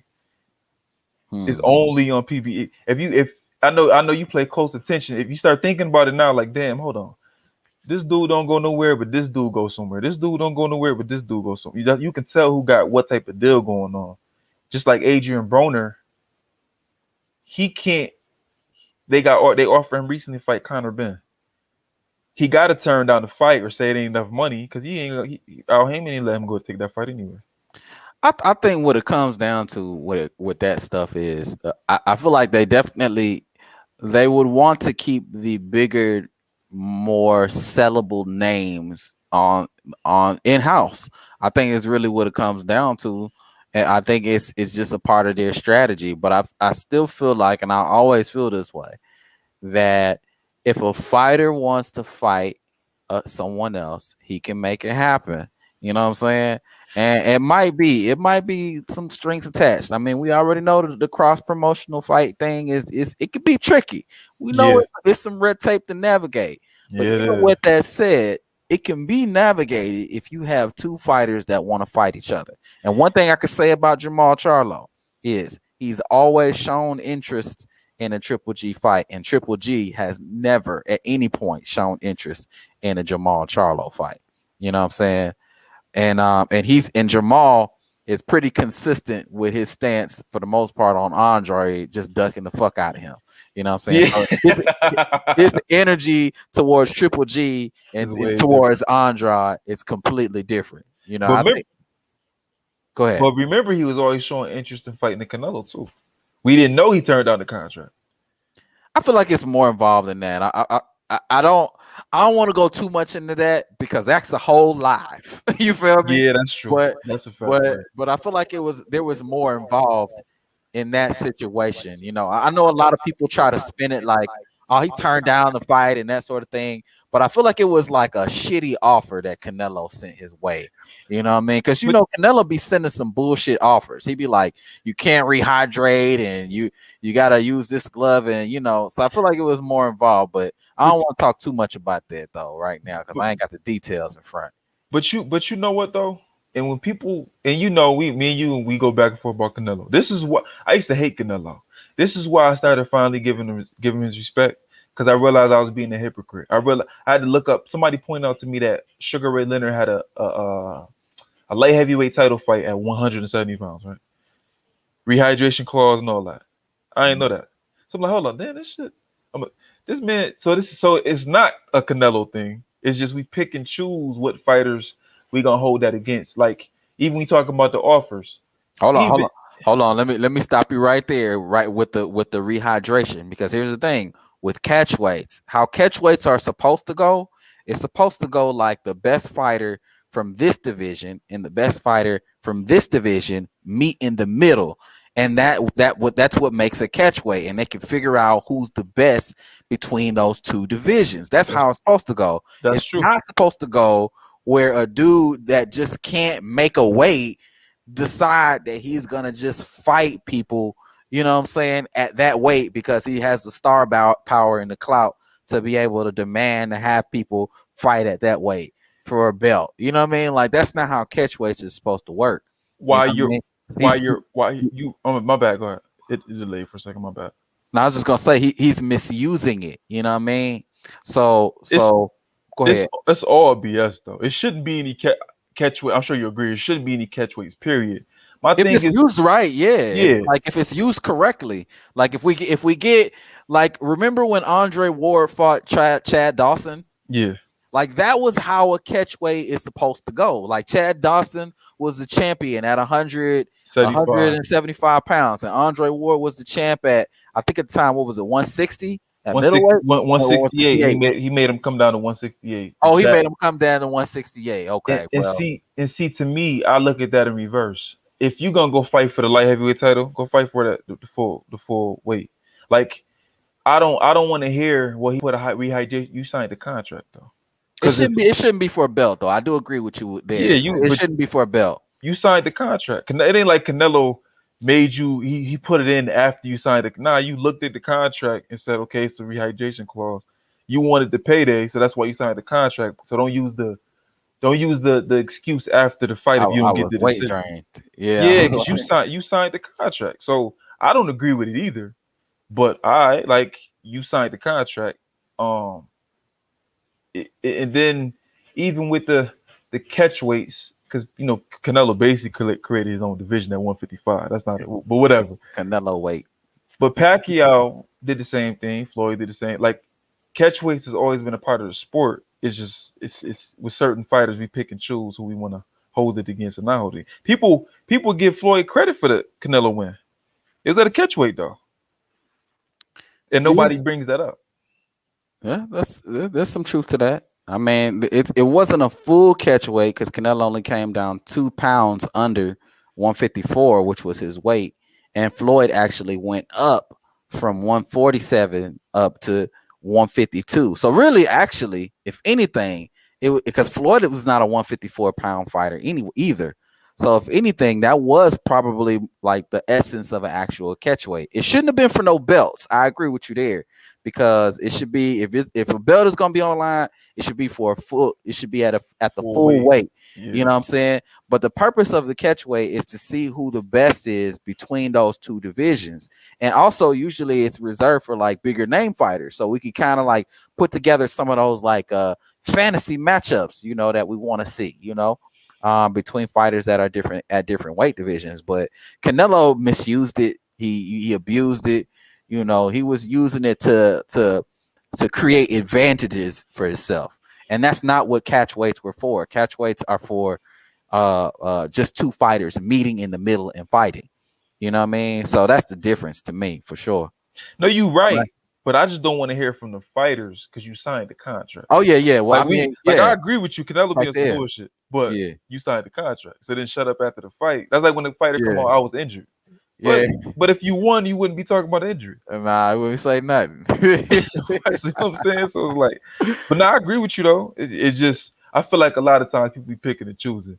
Like, all right, Canelo, yeah, he a drug cheat. I get it, but people still fighting him. Like Caleb Plant saying that didn't stop you from taking the fight. Hmm. So Yeah. you know what I'm saying? So what you really bringing it up for? You still want that payday, Hmm. and you want your ass well apparently because that press conference we talking about that press conference ain't looking too good for him. Not at all. Looking real but sketchy. but back on the we talking about the middleweight stuff. Terry Smoot Yeah. directed towards there. I mean, I agree with you. I think Triple G though he on some BS though. No, sadly, if we being honest, what it's looking like, Andre gonna retire without ever getting a big fight, or if he do Nah, get we're it, not he'll gonna be say that. We're not gonna say that. No. We're because not he putting got that into the universe. he got to go to 168, and really the only big fight up there for him would be Canelo. And you see how Canelo, Canelo acting. Canelo been Canelo, acting like that's the 154. Canelo ain't gonna be there if Andre go up. By the time Andre get to him, he gonna be gone. He probably gonna be back down to 160 or 170. Right though. Now, real shit, man. He gonna be at either 175 or 160. 160, While yeah. Andre's at But 168. mysteriously, right? All of a Yeah. sudden he can make the weight again. Yeah. I could make 160. I want to fight Triple G for unification. Like, all right, bro, go ahead. You know what I mean? Like, just do it. You know what I mean? I, So I see in the comments. I don't know if you noticed, Mango Juice saying Canelo with the franchise belt. I agree with the franchise belts. It's some BS. If you notice though, at 168, he didn't want the franchise belt. I think if he stayed there, wouldn't David Benavidez become his mandatory eventually? if he Say- stayed a If he, WBC if champ, yeah, right? Wouldn't he become the mandatory? yeah. I think Benavidez he's supposed to fight right soon, right? I feel like that's another Usyk. Uskatigi. Yeah, Yeah. that's supposed to be an eliminator, I think, Yep. I for believe so. that mandatory spot. So yeah, I that's gonna be interesting to see how Canelo move after that. I mean, I feel like if he beats Plant, I feel like he's gonna be out of the division. I don't know where he gonna go though, because if he go to 75, man, Better be even Bivol waiting yeah, on him. them ain't no. You better off going to fight Benavidez to me. Hey, but I came to this realization yesterday. I mean, not yesterday, but the last stream I was on. Artur Beterbiev is 36 years old. So Canelo might fight him because he's over 35. You know what I mean? But you know his 36 is different though. Yeah. Like some fighters took a lot of punishment and he looked like he still looked the same. Like Yeah. and his boxing isn't based off of a bunch of movement. It's he a bully. He Yeah. want to get in close. I think his amateurs he fought a heavyweight or some crazy shit like that. Like I don't even know how he make 175. Yeah, he hasn't fallen off. He hasn't fallen off like he still looks impressive in all his fights. So That's a big it'll be interesting. Canelo may like wait in the wings a little bit to see what his next fight look like, and yeah, before he try to like jump in there with Better Beef. But Better Beef is over 36, so I believe he is a legitimate target for Canelo. Yeah. I feel like all retirement home tour, huh? For real. Everybody over 35. Nobody under 35 from Canelo. Mango Juice 07 says, yeah, that's why HBO crashed because GGG was a big draw. True enough, man. It crashed whole HBO. They bet on him. I don't know why you would put. All right, that's a whole nother conversation. Mango says, so what's up with the franchise belt at middleweight 160? Cinnamon requested not to fight Charlo. Yeah, he did. Absolutely right, Mango Juice, man. He didn't want no parts of. He didn't want. People try to spin that, but why else would you need the franchise belt, and if not to avoid somebody? And you know what though? Out of all the options in PBC, I feel like that's his easiest fight. Well, it's still. I think anybody with power and some boxing ability is gonna give Canelo a tough fight, and I feel like that's why he stays away from Charlo. Charlo though, if you willing to, if you do a quick bit breakdown, Charlo, both of the Charlos, but specifically Jamal, they're great athletes. They're good boxers. Like their boxing skills aren't, how do I put it? They're not nuanced. Okay, but let me ask you They're not this. nuanced at all. Let me ask you this, Amadis, right? So purely from a boxing skill standpoint, right? Who would you say has the better boxing skills? Jamal Charlo or Canelo Alvarez? Canelo. You think Canelo has better boxing skills? Canelo does almost everything better. Jamal has a better jab. Jamal has a better jab. He also controls range better. He has a better punch select. I like Canelo's punch selection. Did you see? Hold on. Did you see Mattia? What range? I mean, but Canelo doesn't really control. Canelo comes forward. He, for the most part, he's a boxer puncher. He has little movements. He has little slick-ish movements that he uses in order to avoid punches. But his defense ain't great. You know what I mean? He's more like a boxer puncher. If you really think about Canelo's fights, most of his fights, he's losing in the first maybe 5 rounds. He's losing though. He's losing the fight. And then what happens is he ends up walking through punches and stopping his opponents, right? So if he's fighting somebody like a Jamal Charlo, somebody who has legitimate power, right, who's going to be able to hurt him as he's coming forward and he's not going to be able to walk through the punches, is he still going to be able to do what he does, like come through and actually stop them? And see, You know what I mean? that's where we and you disagree because I Mhm. watched Jamal Charlo go 12 rounds with Brandon Adams. Yeah. So when you talk about the power, at 154, he had a lot of power. At 160, his power seems average. Like it don't. He not just blowing guys out the water. He not just like when he was connecting the guys at 154. You could visibly see like they didn't want to get hit by that again. And Canelo has been in with big punches before. I'm not sure Charlo punches so much harder than Danny Jacobs. I'm not sure Charlo punches so much harder than Triple G. I'm not sure. And then Triple G, that perfect example. Jamal Charlo's jab, it's no variation on it. It's a very hard, strong, straight jab. But Triple G's jab is nuanced. Like it's a power jab sometimes, it's a setup jab, it's a range finder, it's a controller, it's so many different things he does with his jab. Whereas that's what I mean by Charlo doesn't have as much nuance. Charlo's a straight up and down fighter. He's very explosive though, and he's a good finisher. But coming straight forward, trying to throw 1-2s and throw a hook in every once in a while, that's not what gives Canelo trouble. You right. The people who get Canelo trouble are people who move. Charlo doesn't move. Charlo does well when people stand in front of him, not when people are moving. But Canelo, he can move though. His athleticism gives him the ability to be able to move. So he can move. He doesn't. He chooses not to move in a lot of his fights, but he has the ability. He has the skill set to be able to move if he wants to.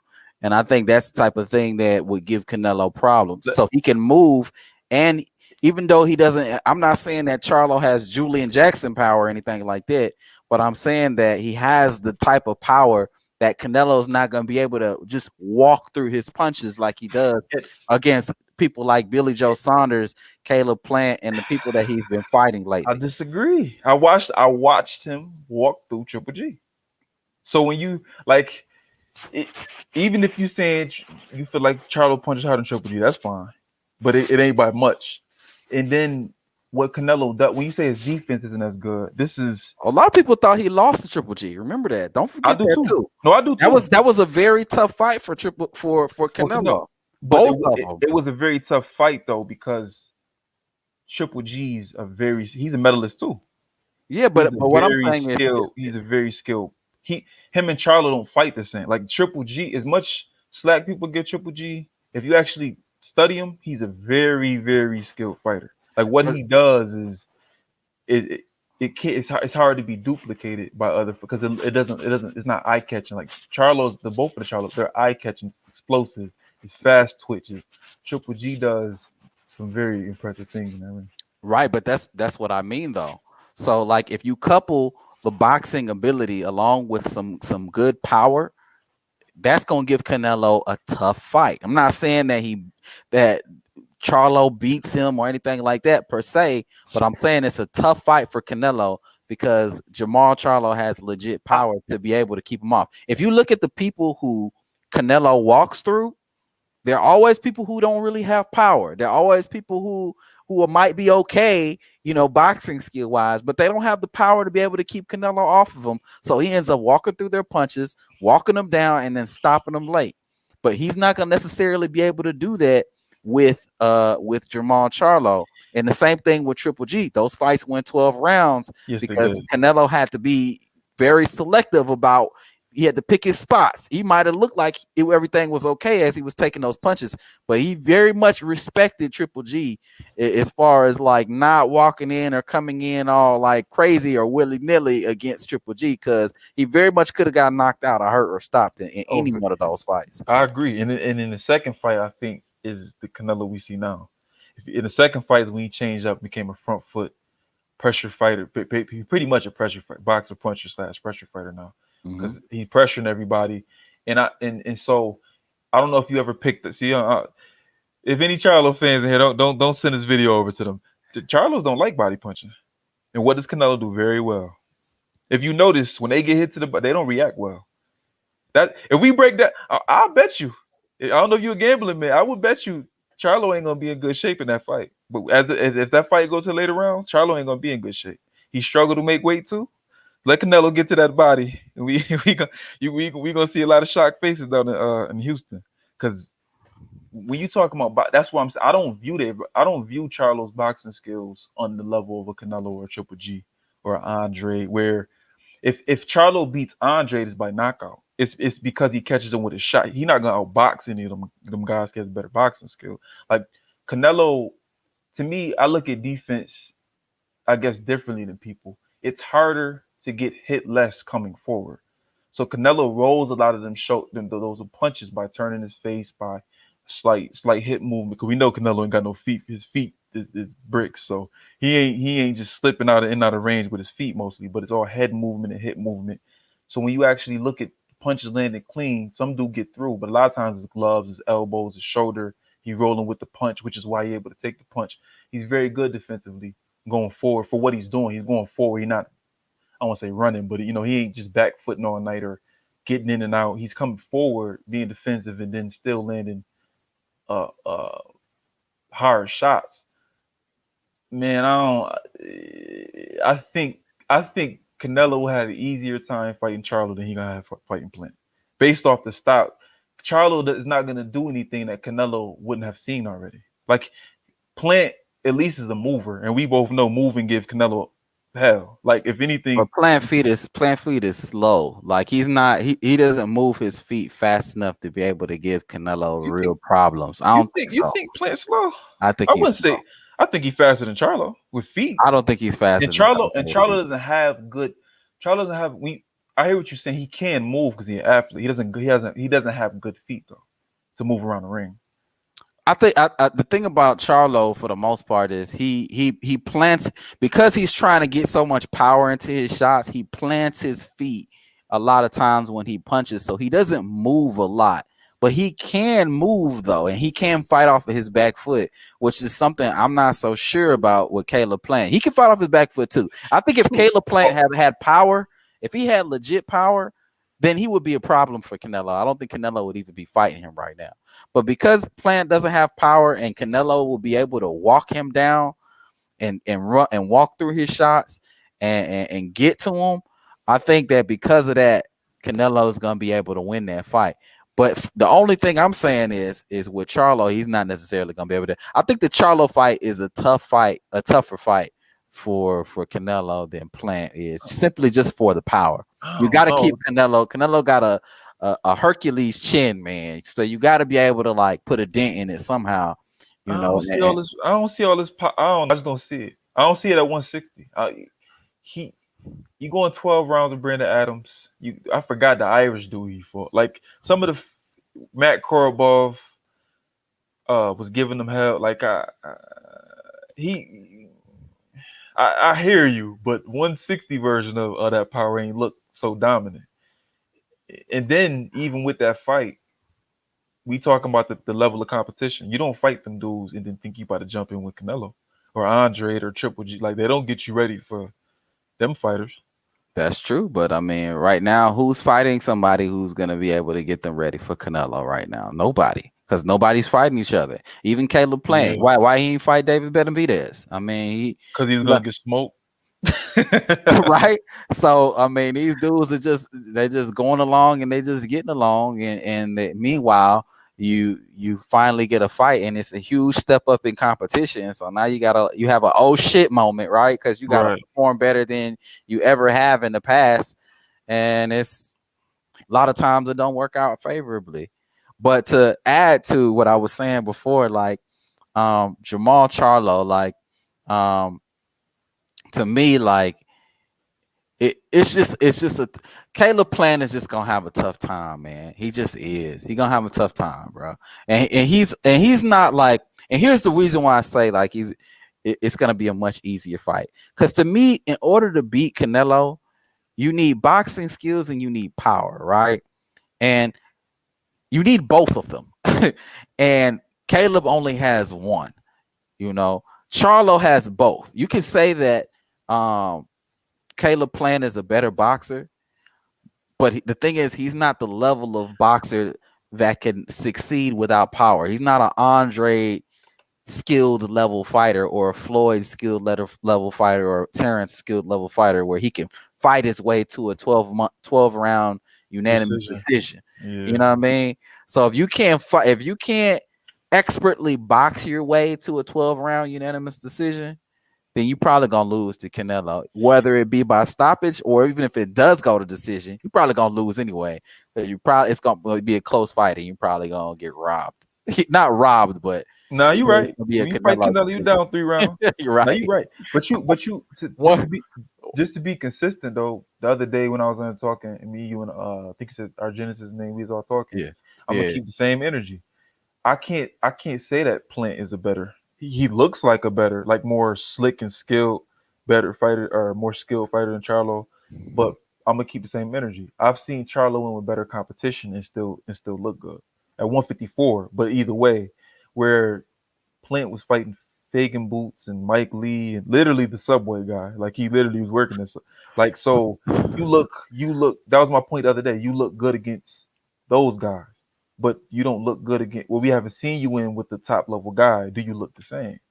You know what I'm saying? Like where at least with Charlo, he beat Austin Trout, even though in that fight I thought Trout won, but even still was a close fight. Okay, Austin Trout, he done been in with a few guys and still looked like a decent fighter. So if you beating that guy and still looking somewhat decent, or you beating Julian Williams, well, never mind. I guess I'm making a bad point because actually I think he was losing on the fight. Like I thought he was losing to Julian Williams fight when he before he got the knockout. But at least Charlo in those fights looked the part to some extent, where Caleb Plant hasn't been in with.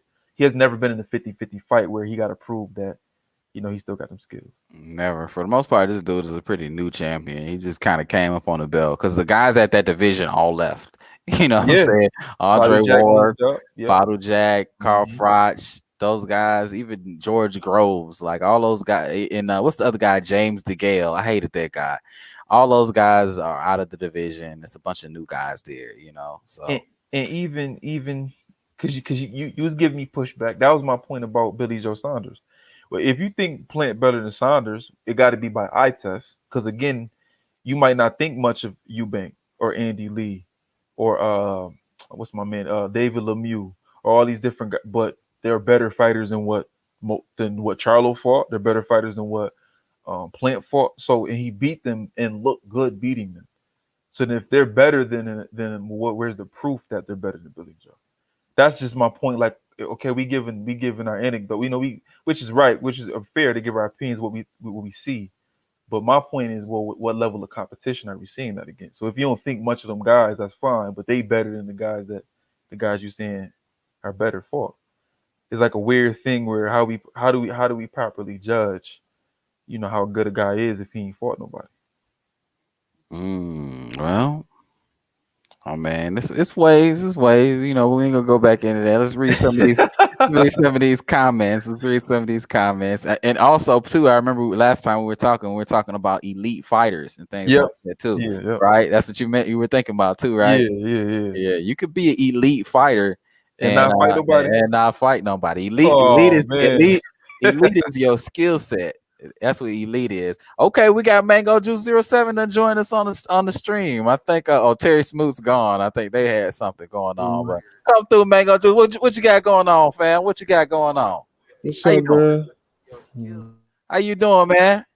Okay, we got Mango Juice 07 to join us on the stream. I think Terry Smoot's gone. I think they had something going It's on. Hold some on, give me a echo second. going Hold on. on. What you got going on, fam? What you got going on? What's up, bro? How you doing, man? King David, what's good? Man? I'm good. I'm good. You sitting here listening, you know what I'm saying? Yeah. But yeah, man, look, there's a reason why Canelo chose the franchise status. Okay. Sitting here listening, you know what I'm saying? Oh, you echoing over I'm there. getting feedback. Give me a second. Man, look, there's a reason why Canelo chose the franchise status. Okay.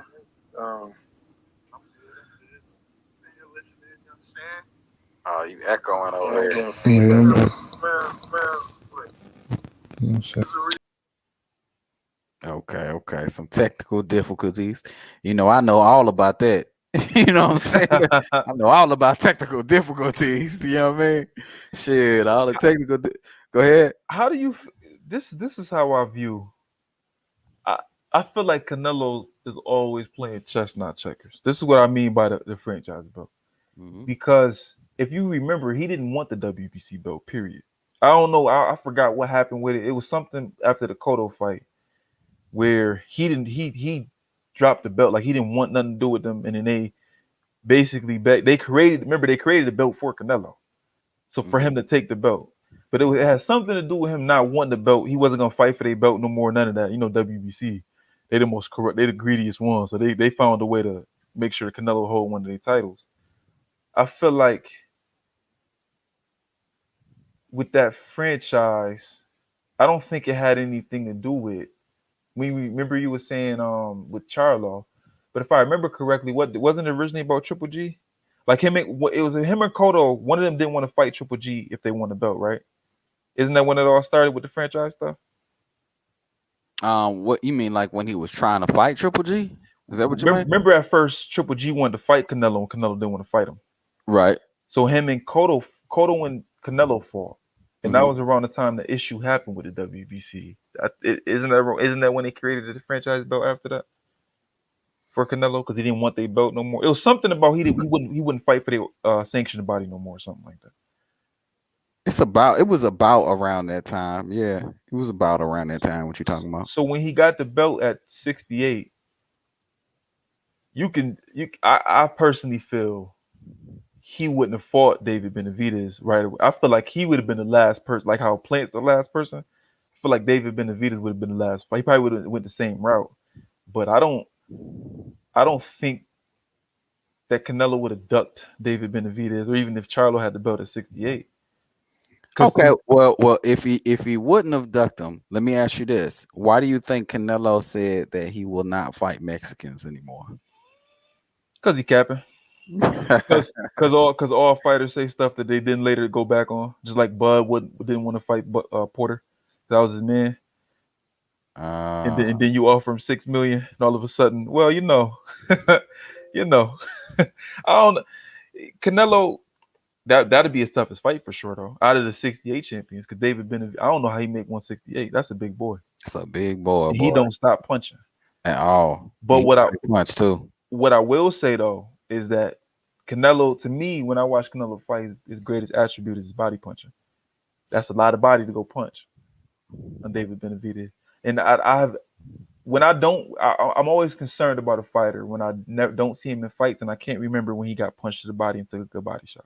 When you're going in and fighting somebody who specializes in body punching. So to me, that's why when we talk about the Charlo, I feel like that's the keys to beating Charlo. If you watched Jermell fight Tony Harrison and the second fight and fight Brian Castano. They were going to the body. Charlo got hurt originally to the body both times before the fighters came over to the top. I've always noticed when they get touched to the body, they get a little more timid. I don't know if people pick up on that. That's why if Body shots hurt. yeah, and Canelo punch Shit. hard, and that's his best punches to the body. Yeah. You know. That's why you right. I feel like I just you right with boxers. I just don't feel like what Charlo brings, is going to be able to deal with that more than if it's a guy who can move very well or who can slip very like he struggles when people.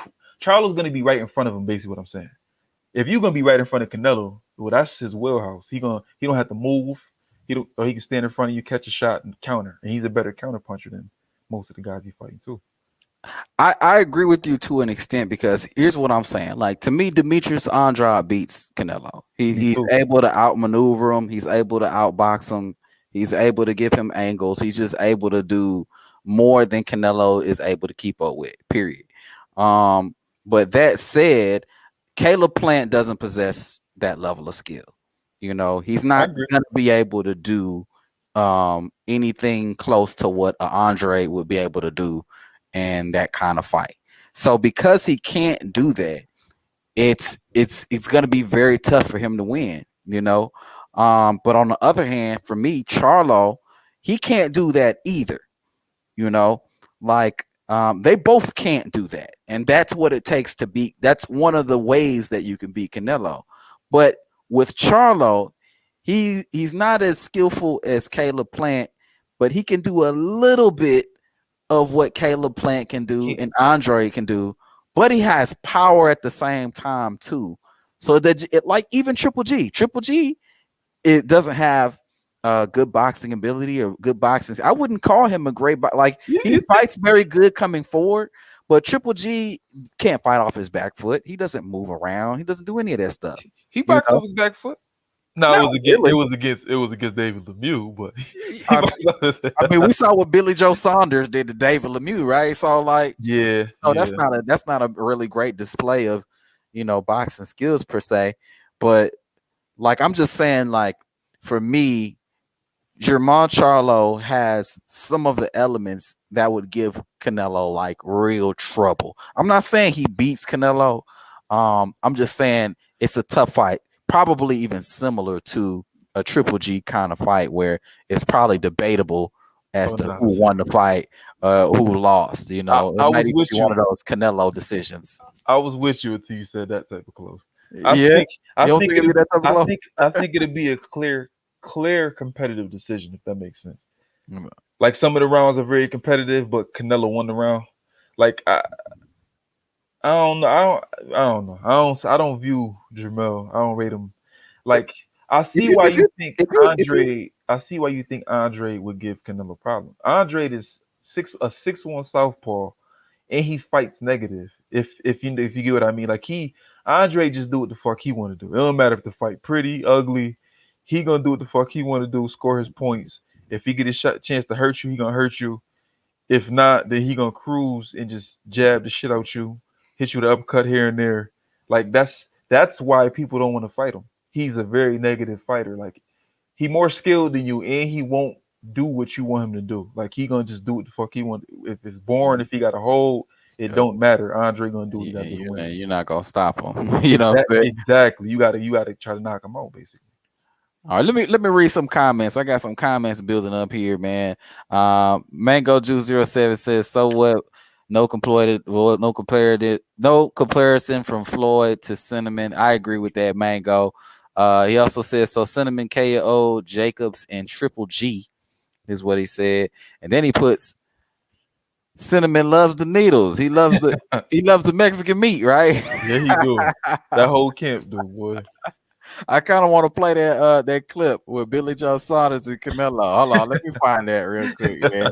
Let me find that. I gotta find that. You love the beef. Yeah, that's true. Sounds hella pause worthy, but funny at the same time. Hold on, I'm gonna find that. Let me read some more comments while we at it. While I'm looking for that. Mango Juice 07 also says asking for the franchise status makes Cinnamon limited in ability. Absolutely. And then Terry Smoot says, I hate T-Mobile service. Okay, Terry Smoot, he got a struggle phone and kicked him off. You know what I'm saying? I'm just playing. Hey man, you know what the StreamYard, bro? Like you really got to kind of get on your computer.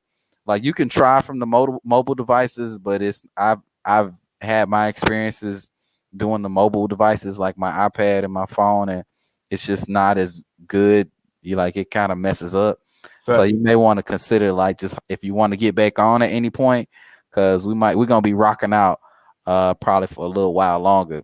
You might want to consider hopping on the computer. That's to you and Mango Juice 07, because Mango say my shit tripping over here, King. I feel you, bro.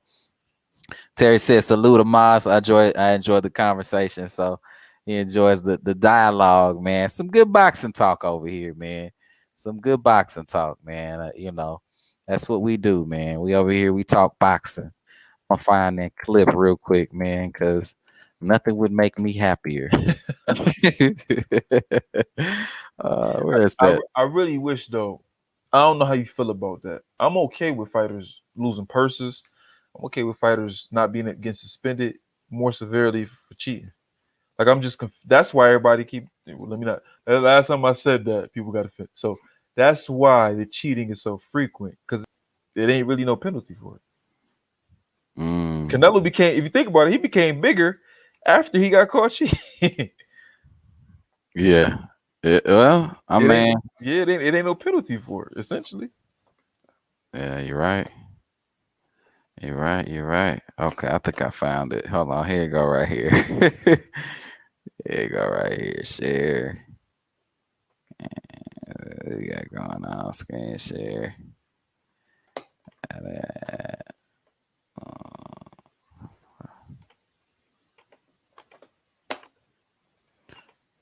All right, y'all. Here it go.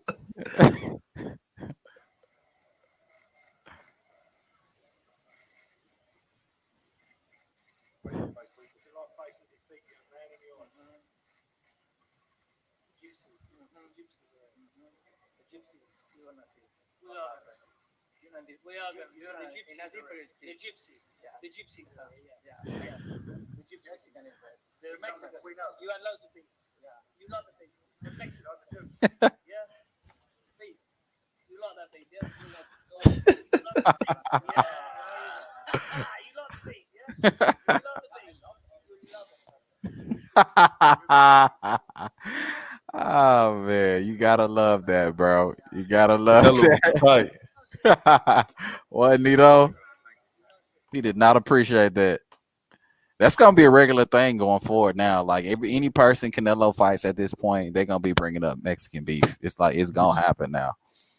They should though. So he might as well get used to it, as they should. Facts, as they should. So he might as well get used to it for sure. For sure. I said. You still there, Modest?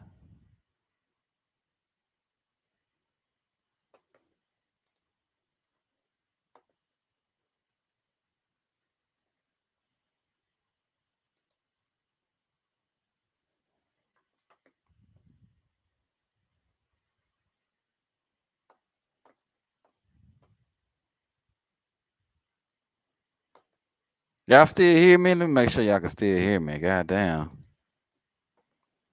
Say I'm still alive. And say I'm still good. Can you hear me? Thumbs up if you can hear me.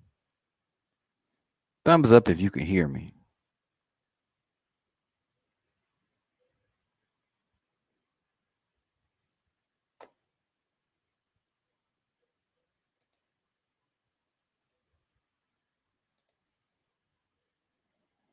Can you hear me?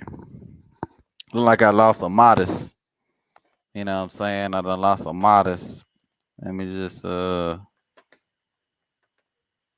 y'all can hear me. Okay, I got a thumbs up. I appreciate that, Mango. Yeah, man, we in the building. We still here. We still here. What they do? We still here. But yeah, man, back on point though. We done strayed far the fuck off from what the original topic was.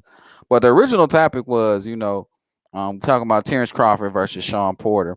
But here's what I want to know from y'all, man. And I wish I still had the dudes on the panel. Like we got off into some good conversation and ended up, on some other shit. But what I wanted to get from them eventually, what I was getting around to after all the other conversation is, what y'all think?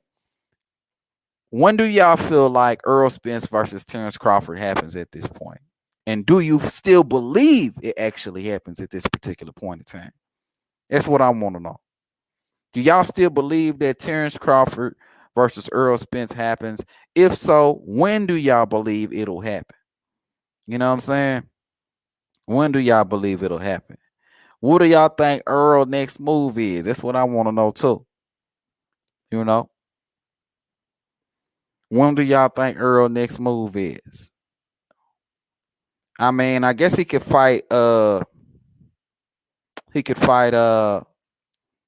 Ugas. He could fight Dennis Ugas, and that's an option for him. You know what I'm saying?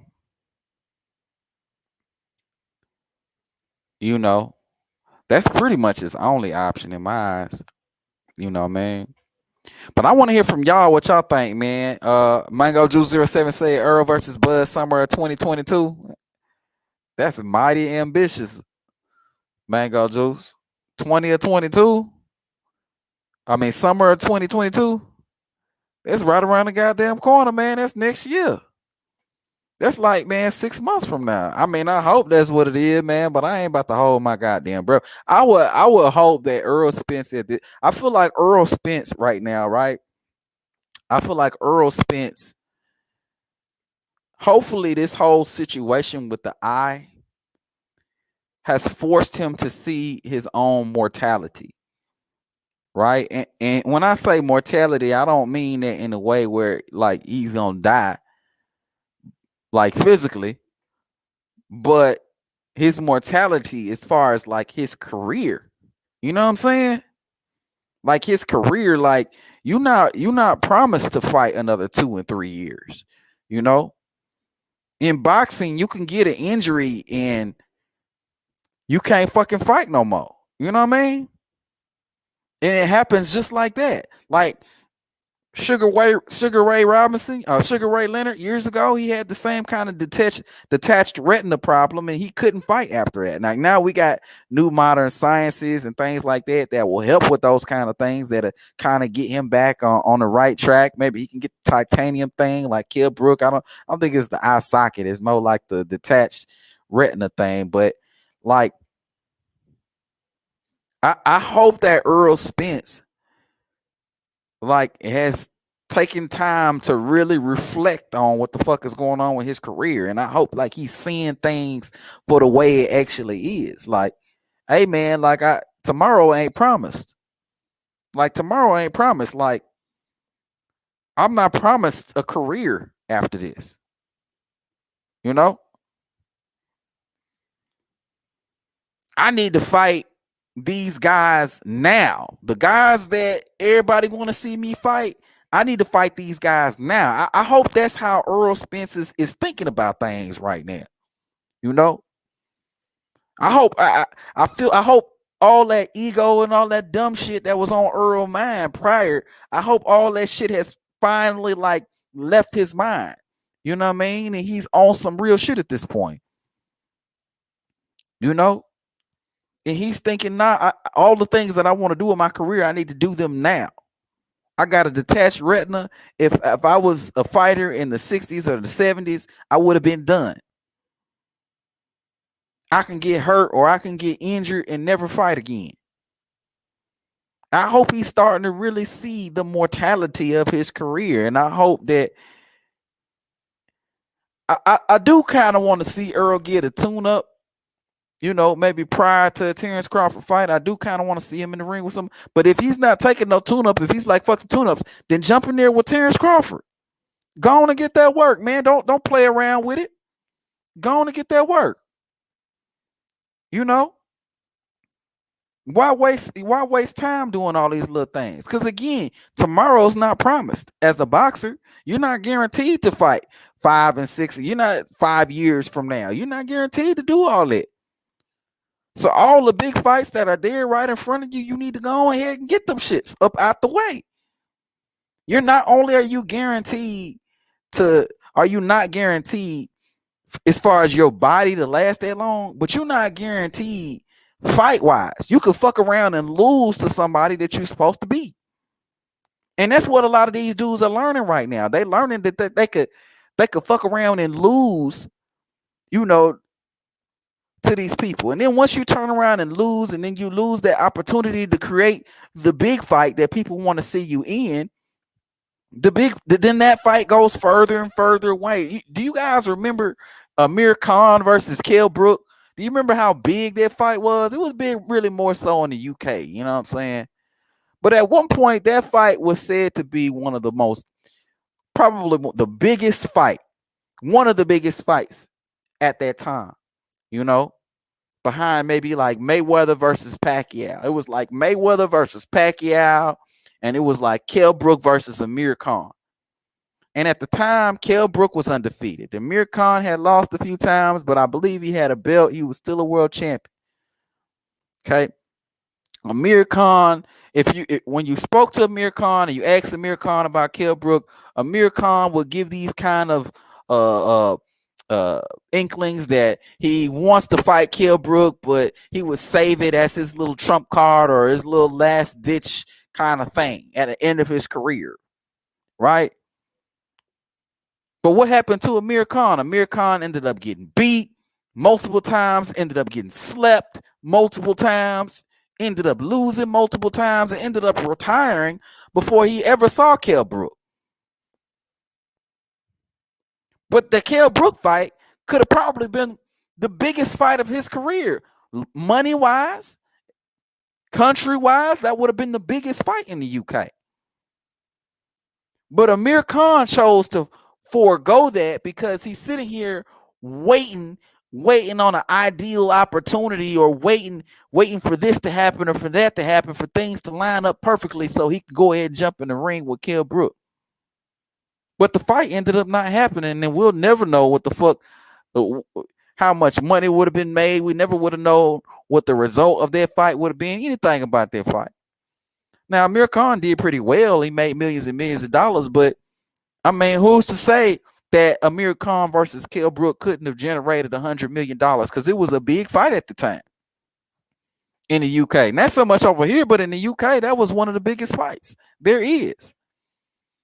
Everybody in the UK would have paid money for Amir Khan versus Kell Brook. I heard about them recently talking about putting that fight together, but like no one really gives a fuck at this point. Like the time has passed. And whose fault is that? Amir Khan's fault. Same thing like Earl Spence. If this Terence Crawford fight don't happen, because Earl's trying to wait for this ideal moment in history, and he wants to do this and this first, and he wants to beat this person, and then he wants to beat that person, and then after that, maybe he can see him later on. Like all these little punk ass little things, he's waiting for all these little moments to happen in order for him to step in the ring with Terence Crawford, but it's not promised to you. Your career could be over. Right now, you on the brink of your career actually being over with a detached retina. There's no guarantees that Earl Spence is going to make it back into the ring at this particular point in time. And if he does make it back into the ring, is he going to be the same fighter? We don't know. He might get hit one good time and shit is fucked up again.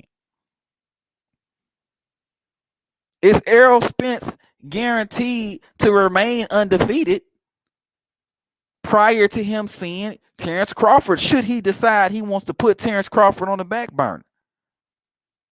Is the fight to the same magnitude that it would have been with both of these guys being undefeated, both of these guys holding belts at the same time in the same division? But I want to hear from y'all, man. I want to know, man. Mango Juice 07 say Earl and Bud summer of 2022. I think that's hella ambitious. I don't think Earl comes. The only way that it happens summer of 2022 is if Earl comes back from his injury and then fights Bud Crawford right afterwards, which is something I think that he should do. I don't think he should wait. I don't think he should risk getting in the ring with Ugas because he's not guaranteed to even beat Ugas. And then if he turns around and then he loses to Ugas, I mean, his career is all but over for the most part.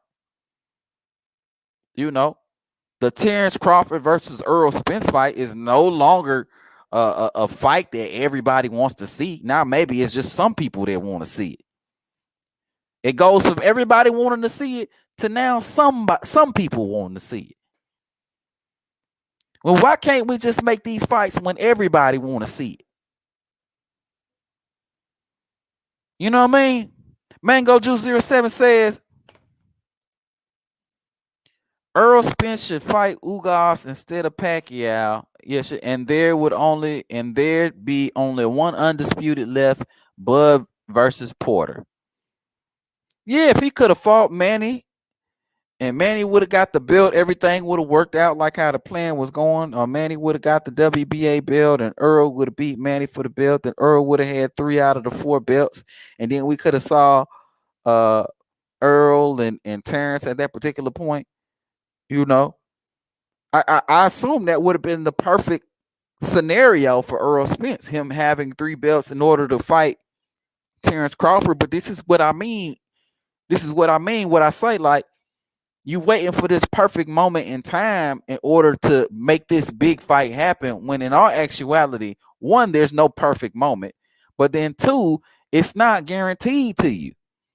You're risking one of the biggest fights, one of the biggest, most career fight defining the fight of your career on a what if,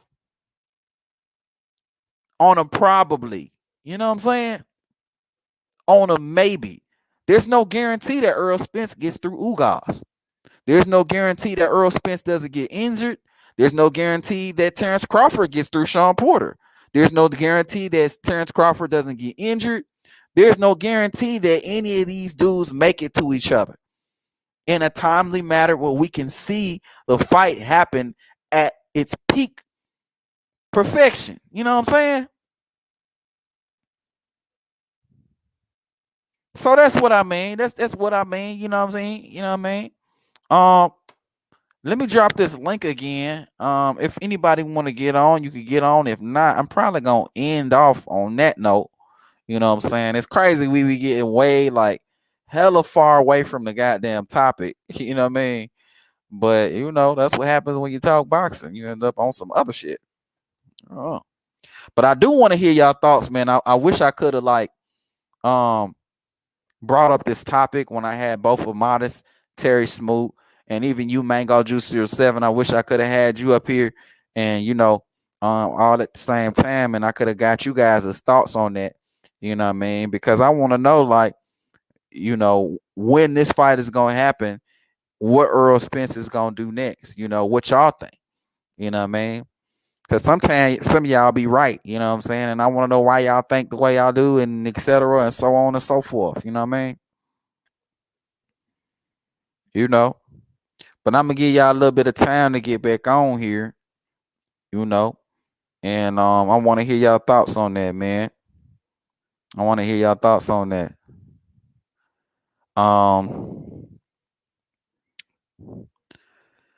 I think, though, in general, man, it's a lot about boxing that we can be mad about, but it's some stuff that's working out pretty cool. You know what I'm saying? Like I'm happy that this fight is happening. It's a good fight. It's a good fight for boxing. I don't necessarily like the circumstances surrounding the fight, but I do like that the fight is happening. I do like that Terence Crawford is gonna get more of the well-deserved recognition that of some more deserved recognition after he comes out on top in this fight, which I know he is gonna do. I'm not even gonna bother doing no prediction video. I mean, Terence Crawford is gonna win the fight to me. He gonna stop Shawn. I said it in this live, and I'll say it again. You know what I'm saying? But yeah, I think it's gonna be a good fight. I'm happy that Terence is gonna get some of the respect that he deserves. I'm happy that Shawn is gonna get another payday. I do like Shawn. I think Shawn is a real stand-up dude, and I think that he deserves these opportunities. You know, he's always, despite all the losses, he's always been right there. You know, it's always been like a 11 what do you say, 7 rounds to 5 kind of fight, or 6 rounds to uh uh not 6-6, even 6-6, you could say draw kind of fight that he's been in, you know. So it's good to see Shawn get another opportunity, but I mean, it's good. This would be a good fight, man. I'm excited about this fight, man. I'm excited about this fight. You know what I'm saying? There's another fight coming up too, man. I'm gonna have to do a whole live about too, man. And that's gonna happen soon. I'm gonna put that up in a little bit because that's gonna happen too, and that's Wilder Fury 3. I'm gonna have to do a whole live about that. I ain't gonna start talking about that now, but shit, man, that's another one I'm looking forward to, man. I'm real excited about that one. I need to know. I need to know what happens in that one. That's another one I'm gonna be buying. You know what I mean? Wilder Fury 3 is going down. You know? Yeah, man. But yeah, man, I'm about to go ahead and end the stream.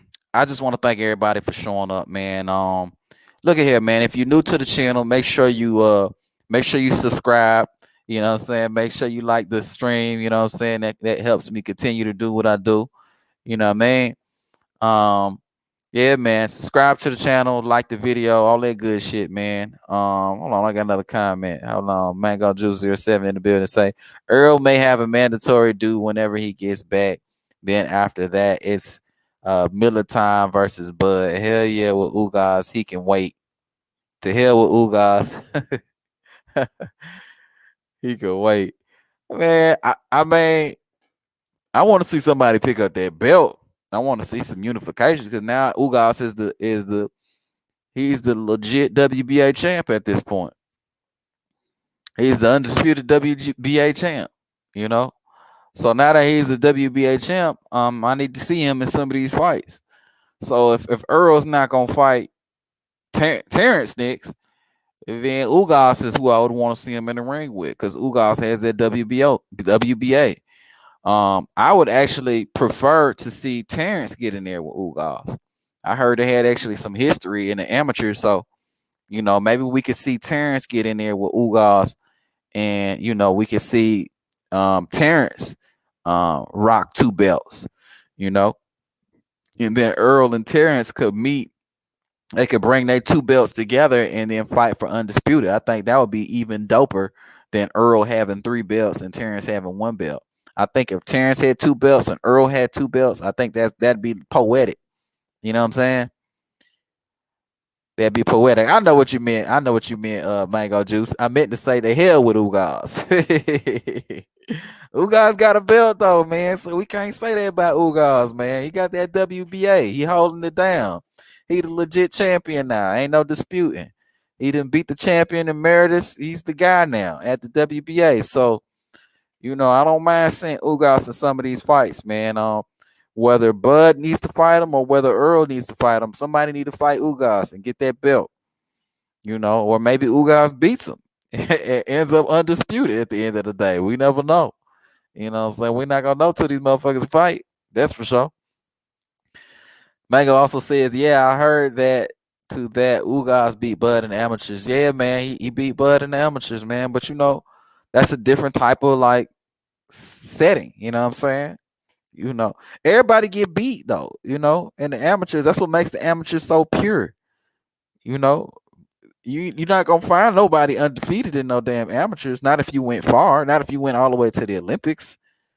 You know, even Andre Ward is like a rare case, but he wasn't undefeated. But it's like he hadn't lost since he was like 12 years old or something. And he went on to win an Olympic gold medal. Like that's a rare thing in the amateurs, because just like Terry was saying earlier, you fight in a bunch of different styles. You fighting you're not picking who you're fighting. You don't have time to watch no tape on them or anything like that. You just got to make your adjustments in the ring, and you got to bring your motherfucking A game at all times in the amateurs. So it's a whole different type of thing, you know. Yeah, you know what I mean? But yeah, I think it'd be dope to see Bud in there with Ugas and pick up that WBA belt. I think that'll be dope. If we can see Bud holding the WBO and the WBA, you know what I'm saying? Then we could really dismantle this 60-40 bullshit. You know what I mean? It's already some bullshit, but we could really dismantle it at that point. Because now you got two unified champions, you know what I mean? Two dudes who have done comparable numbers as far as pay-per-view. Because to me, this Shawn Porter pay-per-view is gonna put up comparable numbers to Earl's best pay-per-view versus Mikey Garcia. It's gonna do somewhere around 2 to maybe 300,000. I think it does 300,000 pay-per-view buys. I think it does 300,000, at least that. So we get to see some sort of we get to see some level of success in the pay-per-view from Terence, very comparable to Earl's success. We get to see them both with 2 belts.